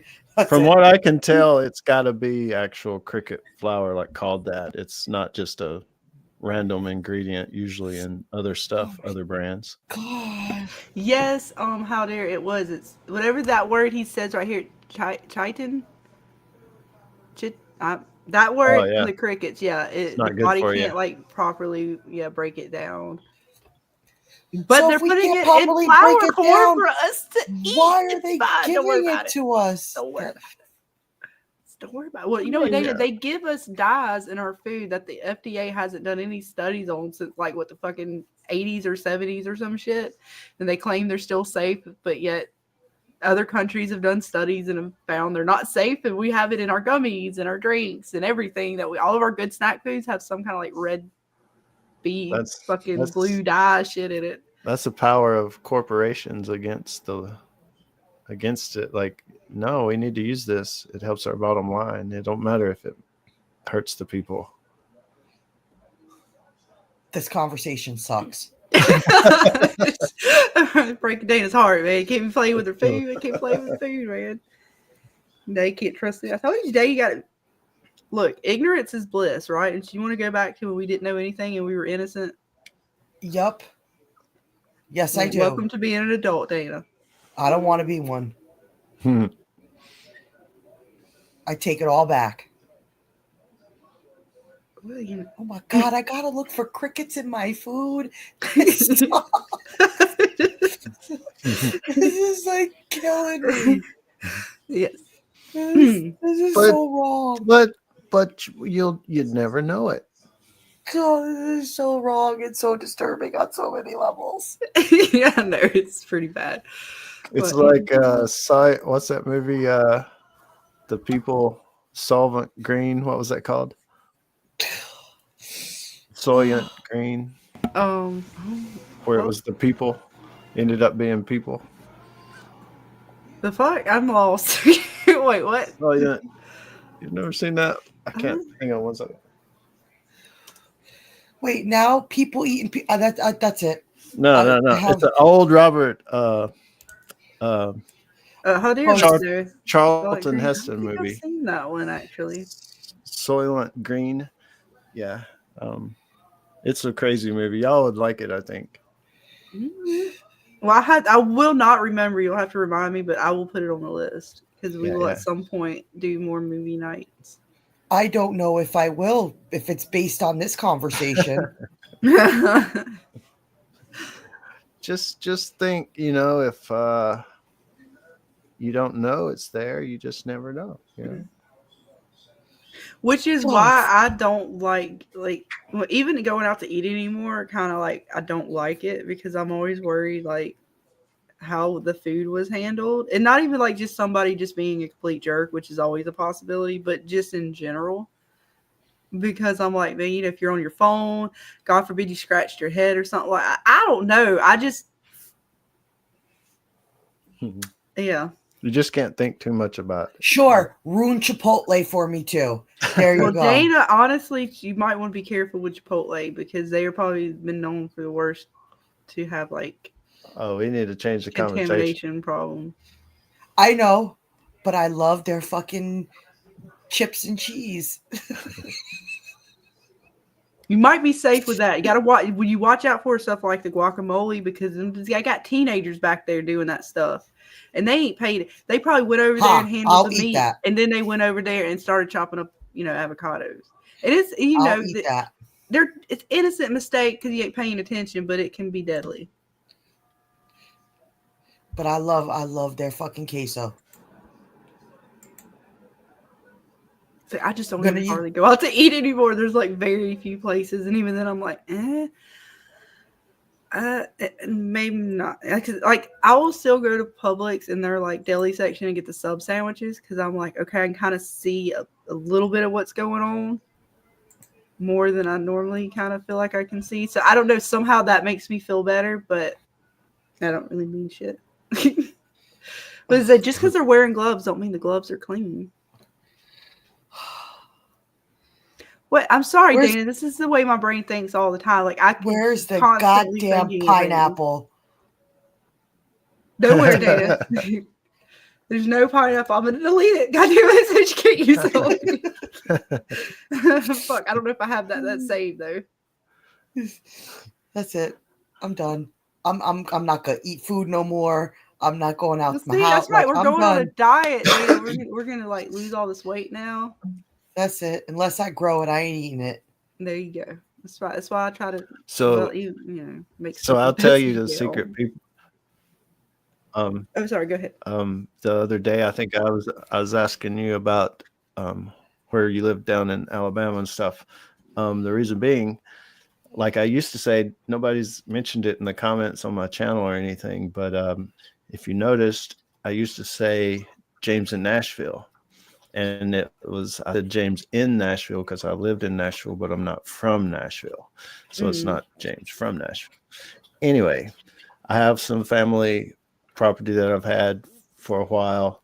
And now for several videos, I forget how far back it goes, I don't say James in Nashville anymore.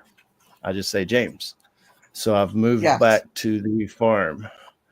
And so now I'm not in Nashville anymore. I'm back on the farm. I'll probably be doing the garden thing and trying to grow some food and do some stuff like that. So that'll be exciting to see how that goes. like the past few years, it was a lot cheaper to just kind of go to the store and buy stuff, really. But now it's getting a little crazy. So I mean, Oh yeah. I mean, I want some chicken so bad because eggs was out of control. It's just getting wild. Yeah. But I can't have chickens. I'm in an apartment. One day, hopefully, I'll have a place, and I just envision. Yeah, we can't smoking have garden. chickens either. Chickens are illegal here. Yeah. Well, actually, I almost talked to my dad, and he actually almost got chickens. We was gonna have them, but we got a neighbor that's a bitch.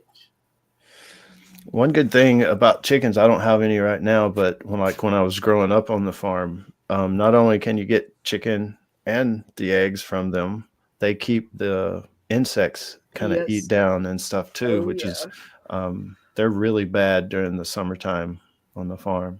Oh yeah.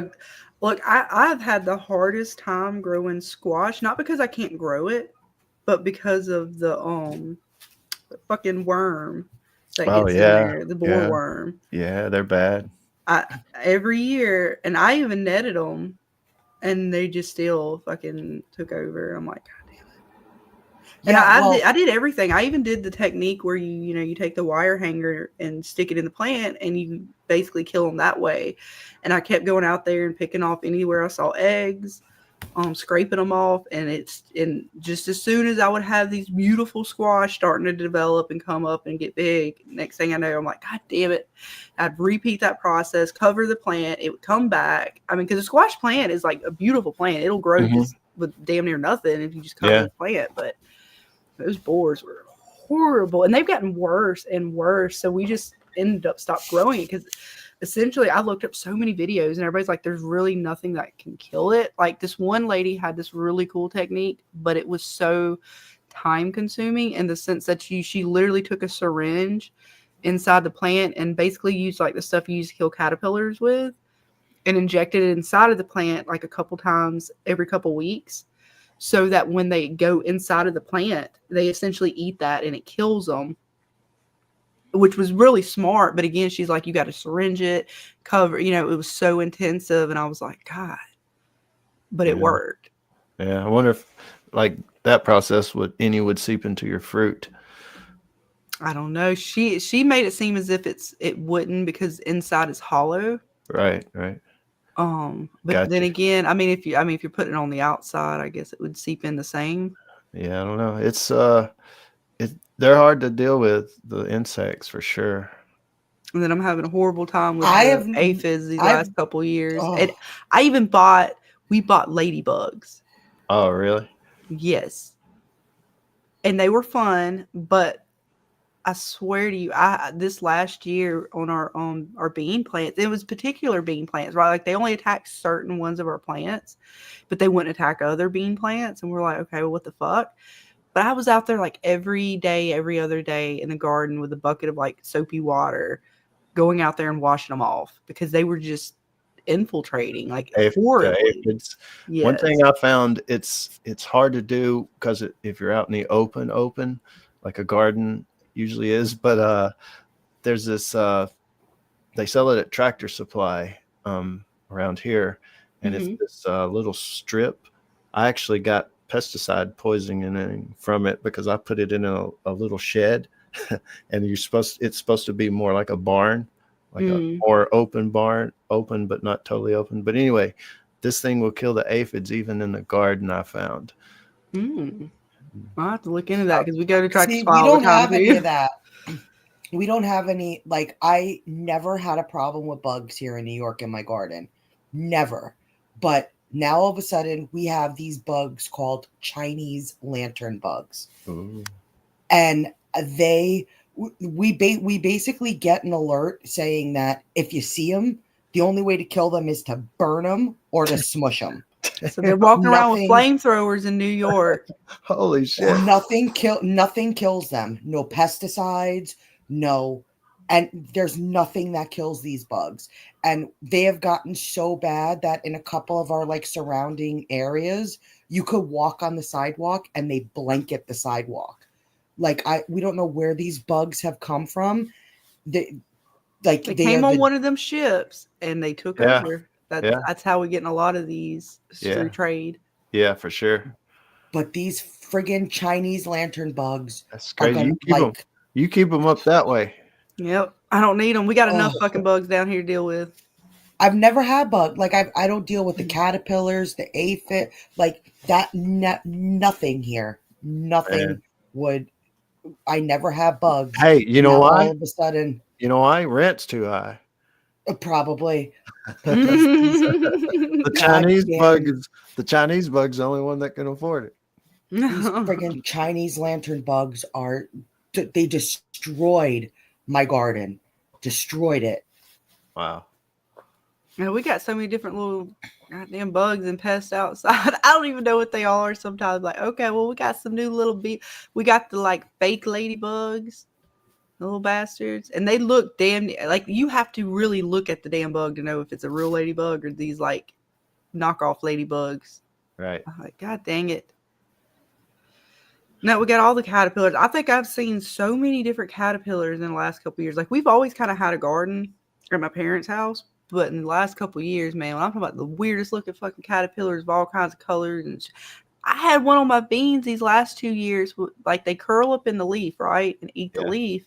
And when I picked the leaf off, and I knew it was like I'll open it up and see what's in the leaf, and I'm like, oh, it's a little cat. He tried to bite the shit out of me. Like he was biting this. I went like to poke. I was like, I tried to attack me, so I would fuck with him with the stick, and he bit the stick, and I was like, oh hell no. Nah. Oh, you get the fuck out. I found so many of the little aggressive things, and yeah, they all went in the garbage can. I'm gonna have to make me a silo and never come out. Dude, they was aggressive. I mean, he wasn't big, but he was trying to bite me, and he was all like whipping his head around and stuff. I was like, oh hell no. No. That's what I think about the ant mounds that pop up and keep popping up even if you kill them. It's like if they knew they outnumbered us, you know. Oh, they know. They're waiting. They could take the heck over quick. No, they're biding their time. See, the problem is all the insects haven't come together yet. They're battling each other too much. Yeah. If they're like humans, they'll never come together. You never know, man. God bless. If they ever do, they'll take us all over. That's crazy, man. Yeah, first time ever I've had bugs with these last 2 seasons. These damn fucking things. Remember when I was showing you, Dana, and your cousins and stuff, the garden, and I was like, because like sometimes, you know, on my pepper plant, some parts will break off. So I'm like, okay, this part's kind of dead. Let me go ahead and trim it back or whatever. And I'm going to like pick at it. I found out it was not like a little dead stem. And the motherfucker was a caterpillar, and his ass had arched himself off like a branch. And he was squishy when I touched him. I was not happy about that. It scared the shit out of me. I was like, oh, that is not part of the plant. Oh shit. And I was trying to get him off, and he was kind of, we got aggressive bugs down here. They attack. They don't. No, yeah. Bugs were never my issue. But now all of a sudden, and nothing kills these things. No pesticides, no. They literally send us an alert every year. Squish them or burn them. And get the hornworms, and beetles. If you call like an exterminator to come and deal with them, they literally just come with a vacuum and they suck them up and take them to an incinerator. Shit, we even have the fucking mole crickets. We put a pool in the backyard of my parents, like not an in-ground pool, but somehow them little fuckers made it inside that pool. It was high. Every day during like the summer, we'd come out and skim the pool, and these little mole crickets would be in there. Everything's just fucking weird looking. They're creepy. Go look up what a mole cricket is, and I'm telling you, you won't want to know anymore. They're alien. They are so. Look, I don't even think they'll hurt you, but they scare the shit out of me. Yeah, they're not fun. We got everything. No, we don't deal with none of that stuff up here. None of it. Just now these Chinese lantern bugs. And they're like bright red. They're like these bright red. They almost look cicada-like, but they're not. Their bellies are bright red, and their backs are like black and white. They're ugly bugs. and they swim. They Oh. yup, like nothing kills these goddamn bugs. Like I Sounds said, like a horror you movie. just get your flamethrower out, and you good to go. Little mini Like flamethrower. A little torch. they tell you like because they're invasive. Like So they've does that already mean during that time of the year? Because I know New York's strict on like weapons and stuff. Are you allowed a mini torch or flamethrower during these times? I have no idea. By luck, I'm gonna say no. Damn it! Well, how the hell they expect you to burn them? You got to be able to like, whoosh, torch them. Yep. I need like I need a soundboard for shit like that. Yep. It is just a fucking disaster. You'll just have to teach the rats. Teach the rats to like them. Oh, please, the rats. That's another whole different Holy horror story. shit! That brings us back to Mayfair. Did y'all notice that in the episode there was like a little rat that crawled by fucking Rowan at the beginning of the episode? I totally forgot about that. I didn't even see that. I didn't see Yeah, there it. was a little rat that I'll get the clip and show you guys on just for fun on another conversation. But yeah, there was like when she was starting to walk up to Julien when he was still like an old man, there was this little like rat or something that just went screech, and I was like, what the fuck was that all about? Well, unless it's the size of like a cat, it ain't a New York City rat. And it went like it was white, I want to say, and do I still have the picture? Did I take a picture of it? Fuck, you ain't gonna be able to see it 'cause out it's here dark. big. But yeah, there was a rat. I totally forgot about that. He brought up the rats. And I was like, oh shit. That was one of the points I was going to make like way back when we were talking about Mayfair. I totally fucking forgot about it. Oh well. Man. Yeah, New York City rats ain't no joke. I've never been to New York. I saw it from New Jersey, kind of, sort of. I saw a video clip of one in like a gas station or one of the little bodega places. And that wasn't a rat. I don't know what that was. But that was too big to be a rat. Yeah, we deal with big rats. I mean, I was seriously thinking it was going to take out the damn, like, raccoons and shit. It was massive. Oh, no worries, Kiwi. We're actually done talking Mayfair. We have been just kind of just talking about whatever. Yep. Now we're talking about bugs in our garden. Probably be ending it before long. It is. I didn't realize how late it is getting. We went from not being able to talk about nothing, and now we're talking all night. See? Beautiful. It worked out.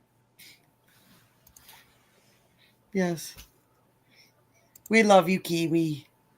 Yes, like, share, or like, subscribe, and share, you guys. Thanks, Kiwi. Yeah, she's one of our awesome mods, but she's the OG mod. Oh, yeah. Nice. Miss Kiwi was one of our original angels when we first started streaming too. She's been with us for a minute. Yes. Nice. Those are the best guys. Oh yeah. Oh, and so glad you got all of your stuff too, Kiwi. I hope it seems that you enjoyed it. That was fast. Yeah, it was super fast. She lives in New Zealand and she got like my package in like a week. Wow. The 2 people I sent to in Canada still haven't gotten their packages. Wow. And she got her package faster. That's cool.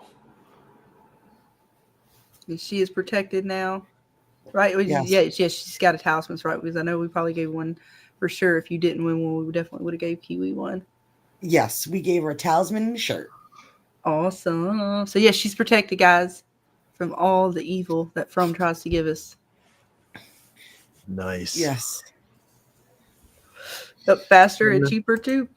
And, it sure was. And Dana, you've got that skill. You said map making. That's a pretty good skill. Mm-hmm. I know her maps are actually really they're nice. Because not just any old Joe can make a map, man. That's a. And I also know how to read maps too. My father taught me. That's nice. See, trust me, that skill will come back as soon as the solar flare comes and wipes out. Yeah. Then we'll be coming to you, Dana. Dana, we need your help.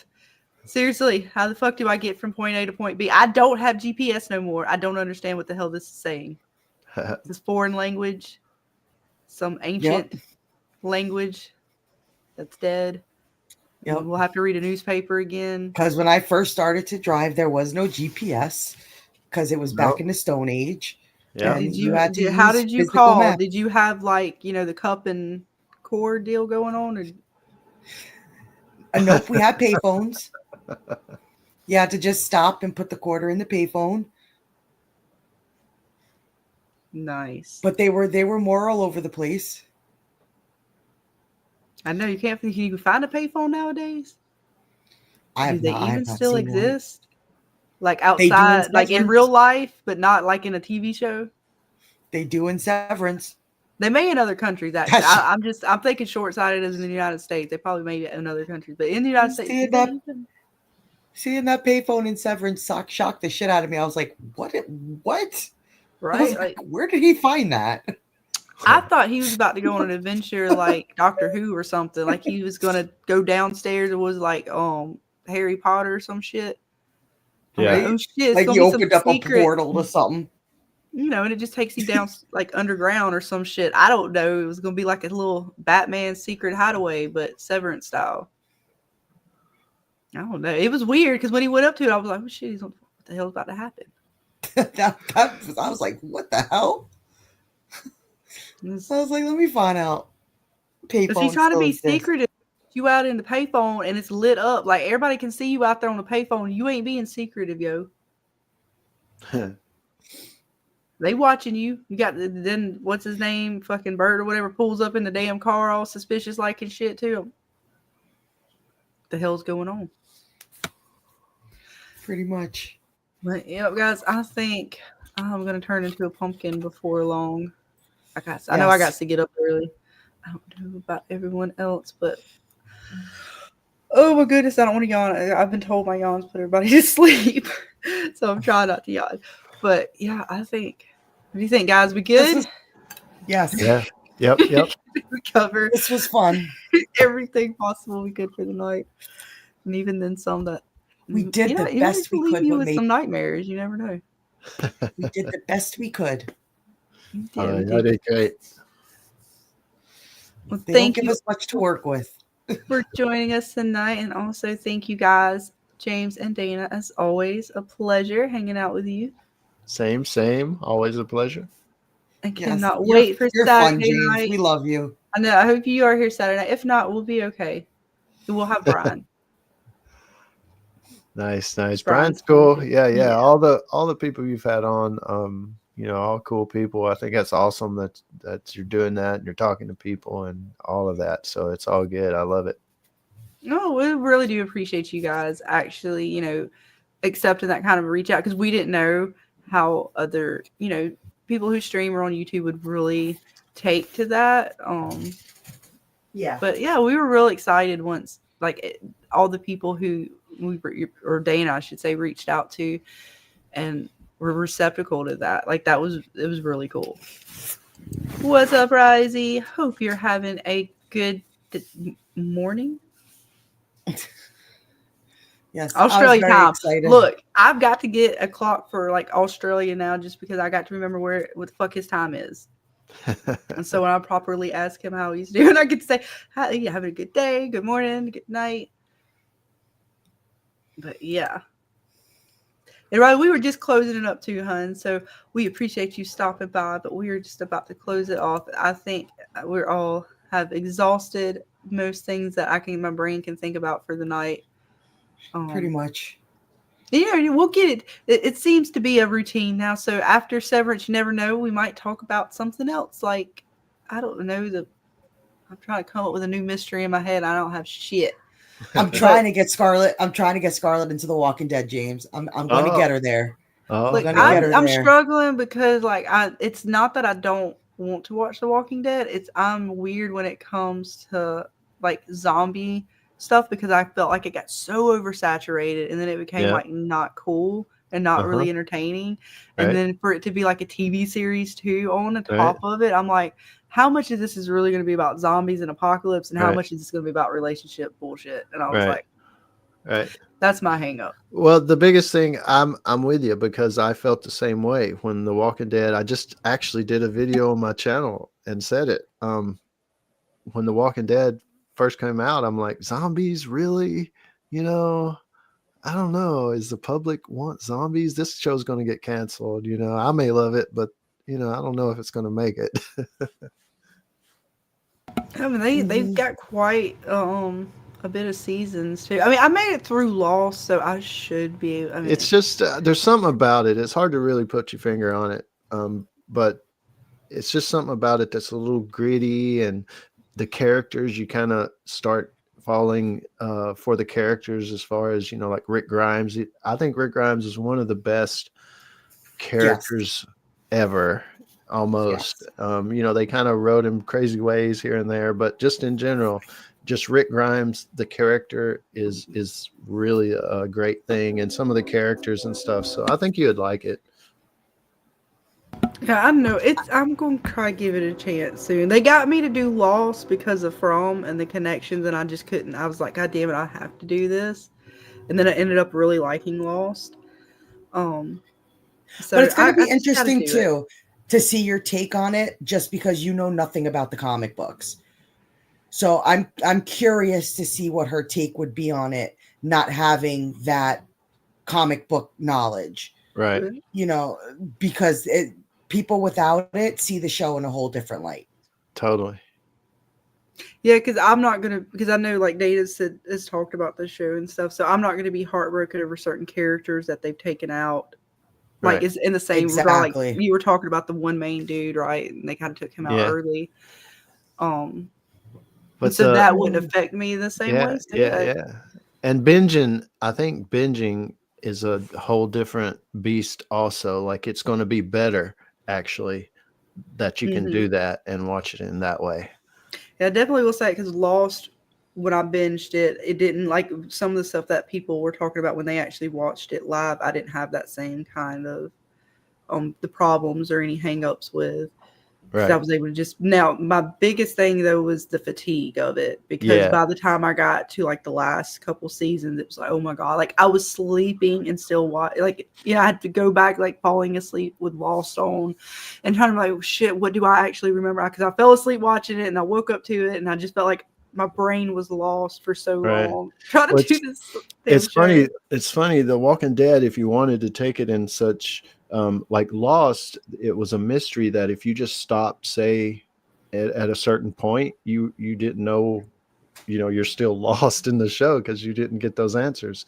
But I think The Walking Dead, like for an example, you could watch the first episode and it's like a little movie in itself. If you stopped, you would think, damn, that's pretty good little thing. So then you could watch season 1 and say you stopped and didn't watch anything after that. That's a good movie, say, zombie movie, long zombie movie you just watched.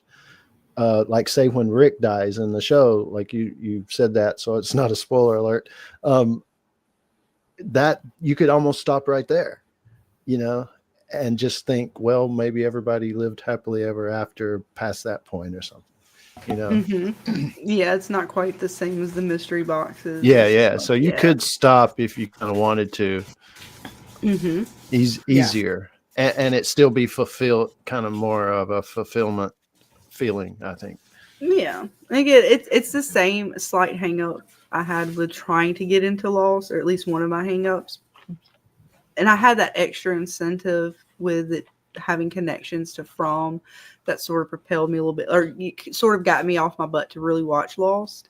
And so it's kind of like that, knowing there's so much with The Walking Dead, and then again some of the other stuff I said before, I'm procrastinating. I know I'm going to eventually do it because I know Dana wants to talk about it, and I definitely want to be there and hang out with you guys and talk about it too. So I got to get there, and there's a few of the Asian ones, and there's some movies. Now we got 2 witch shows we got to catch up on. It's too much. All right. Hey, I've got a list right now of just stuff people in my comments have said, hey, you should watch this. I mean, I'll be dead. I mean, I could just keep watching from now till I die, and there's still a list. It's like not enough hours in the day. I know. So you got to pick and choose. Just gonna have to pick and choose. It's crazy. Oh yeah. I think you will enjoy The Walking Dead though. Like regardless of my biases, just it's still a good show. Like it was the number 1 show in the world, so it's got to have something. Yeah. I know. Like I said, I watched I want to say I caught at least in season 1 the first couple episodes, and it lost me there. And that's mostly, again, that was really because I was burnt out on zombies. Oh man, because I wanted to get into it, but then I kind of got, like I said, it was, man, there was so much zombie stuff. But maybe now, because it's kind of, I don't think I've watched too much zombie in a long time, like really gotten into anything like that. So I told her I'm gonna do it. I'm gonna do it. I promise. I get to it. I just have to get all the daggum seasons, all the spinoffs, and oh my god, the spinoffs! Like, isn't there like a million spinoffs or some shit? Or is it like one or two? It's getting that way. Oh jeez. It is. I'll All send right, you. compared to worth it. Lost, how much bigger or smaller is it? Oh, I They forgot. How don't many have as long of seasons. seasons. They don't have 24 episode seasons. I'll tell you that. Like, they're your typical maybe 10 to 12 episode seasons. Mm-hmm. So you're not. I think how many 8. seasons? Oh well, that's Yeah, it's not as bad. all right. I can do it. No. I can send you all the Blu-rays or DVDs. Oh, I appreciate that. No, I'll get it. I'm old school like that. I know. Look, I still have at my parents. It's at my parents now because when my kid goes over, she used to watch DVDs and VHSs. So I still have the VHS DVD combo Wow. and VHSs, yo. Hey, that player is probably worth something. Maybe, I don't know. My kid uses it though. Did you, Risey? Risey, we're down with The Walking Dead. Yeah, Mhm. Walking Dead's the shit. I hear that every day about 100 times in the comments. I used to love this stuff, but I don't anymore. Yeah, I know. Oh, this guy, yeah, just like, oh, thanks. That's my content. Yeah, like, okay, see you later. Did you see the name of my channel? Yes. So you don't But love me anymore? You loved me? You don't But love that me is anymore? the vibe. I mean, people are getting pissed off because of the spinoffs and the writing and stuff. So they're just like, man, this used to be a good show. And I hate that because I want it to be good, not just for the channel. I just want it to be good, And Yeah, same. Oh, But I dude, get think it. I watched up to season 5 of The Walking Dead. Nice. Did better than me. Did better than me. I got to do it though. I promised it. I will get through it. 8 seasons is honestly not too bad. Mostly because like I have to do it. I have to like focus myself to actually deal with it, and then I feel like we're constant. And now we're definitely trying to do like. I didn't realize we're going to end up doing like 3 shows at one time. like, oops. I thought they were spaced out more. No. And we didn't even get But through there's like if you all the do other want to ones. get if like after you do watch the show, if you do want to get into the comic book, there's a good channel. His name is escaping me, to where he actually reads the comic books and like does like has actors who portray the different characters in it, and it's like watching a movie of the comic books. Yeah. Like he'll flip the pages for you, and they'll like do the voiceovers of like the characters and stuff. Yeah. Because the comic book is crazy. The comic book is crazy. Like they dulled down. I was shocked when they said they were doing this comic book, because when I say graphic novel, Walking Dead is a graphic novel. Mm-hmm. Like, let's just say, like, even when you get to the first villain, the governor, like they dulled him down a lot. Oh, a lot. Totally. He is, even Negan, like these villains in the fucking comic book are harsh. Are fucking harsh. Oh, yeah. Rozzy says, I do still watch every now and then. Seen a few episodes of the new Rick one. Yeah, was that one good? I've heard mixed reviews. Yeah, it's got mixed reviews. A lot of people liked it though.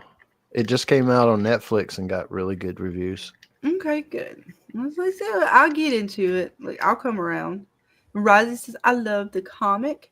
Still have every issue. Oh, nice. Yes, the comic is great. Nice. Yeah. But I'll get into it. No worries. Well, look, I got to get through I'm not even worried about Mayfair. That's easy. That's whatever. When we get through Severance and Yellow Jackets is next. What is after that, Data? And then I can fit in. I can fit in The Walking Dead after that. God, I have to schedule TV shows. This is horrible. Well, you got your Asian lineup that you gotta get. Well, which get one on. would you prefer me to get on with first? I know. We God gotta damn it. schedule it. We got scheduled. Then you got D&D go back. God, that's in like a month. Oh, fuck. Yep. Sorry, kids and husband. I ain't got time for you for a while. Right. Gotta watch TV. Yep. Oh God. Deal with it. Aldir says, I still need to read the comic. I downloaded it, but haven't loaded it on my e-reader yet. Yeah, you're still, again, like miles further than I am. You do better than me. Wait, it's a great comic book. Yeah, the comic's great. What did you think of the ending, Dana? I didn't mind it. I kind of figured, I always kind of said that that's how they were going to do it. So I wasn't shocked by the ending, but I do wish that's the way the TV show ended. I really do wish we saw that ending kind of come to life, but I get why they didn't do it that way. Yeah. But just old Carl, I loved it. Yeah, I liked it too. It's got mixed reviews, but I enjoyed it. I thought he did well. It was a surprise when he did it and the way he did it and all that as far as Robert Kirkman. But, to me, it's like it almost told the story. Way, yeah, almost any other way wouldn't have been.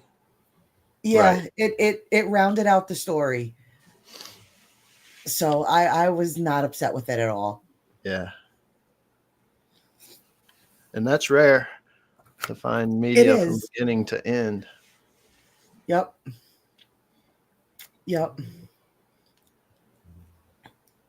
Well, guys, I think we're going to wrap it up for now. And again, we will be back for sure Saturday night. Still debating on a Wednesday night Mystery Fever. Mostly because I just hadn't got my shit together to come up with everything yet. But if I get it together between now and then, we will possibly do a Wednesday night. Of course, James, you are always welcome. We'll let you know if I'm going to set that up or not. I'll know by tomorrow. I got to watch stuff on the ice wall, but if I don't do that, then I got to come up because that was going to be the bulk of it because I felt like that was a lot of conversation there. But I hadn't watched all that shit yet. Damn it, there's too. I don't have enough time to watch all this stuff. But no, I still want to. I know we got some things that we could talk about with that. So we're going to try to do Wednesday, but for sure Saturday we'll be here. I swear, Scarlett, you're going to make me a shut-in. I'm never going to want to. Look, I'll come. Now I got to really come up with something out there. So, guys, I think, did I do it today? I think I did, actually. In the Discord, I put in a new little section for mysteries and rabbit holes. So you guys can post in there any strange things around the world that you would like to talk about for the new Mystery Fever shows. Who knows what things are out there, Dana? You must be prepared. I know. But until then, guys. I can be the guy in the background that says, bullshit! Bullshit! Well, that was pretty much the vibe we got from you on the last one, but it was good, though, because you need both sides of the spectrum. Otherwise, it's just one-sided conversation. I'm sorry. I have a dry cough. I didn't mean to be mean. I don't know where that came from. Look, I still don't trust the drones. But why did you just go out? We'll save it for the Mystery Fever. Damn it. We'll be on here for another 3 hours. But no, we will definitely be back, like I said, Saturday, possibly Wednesday.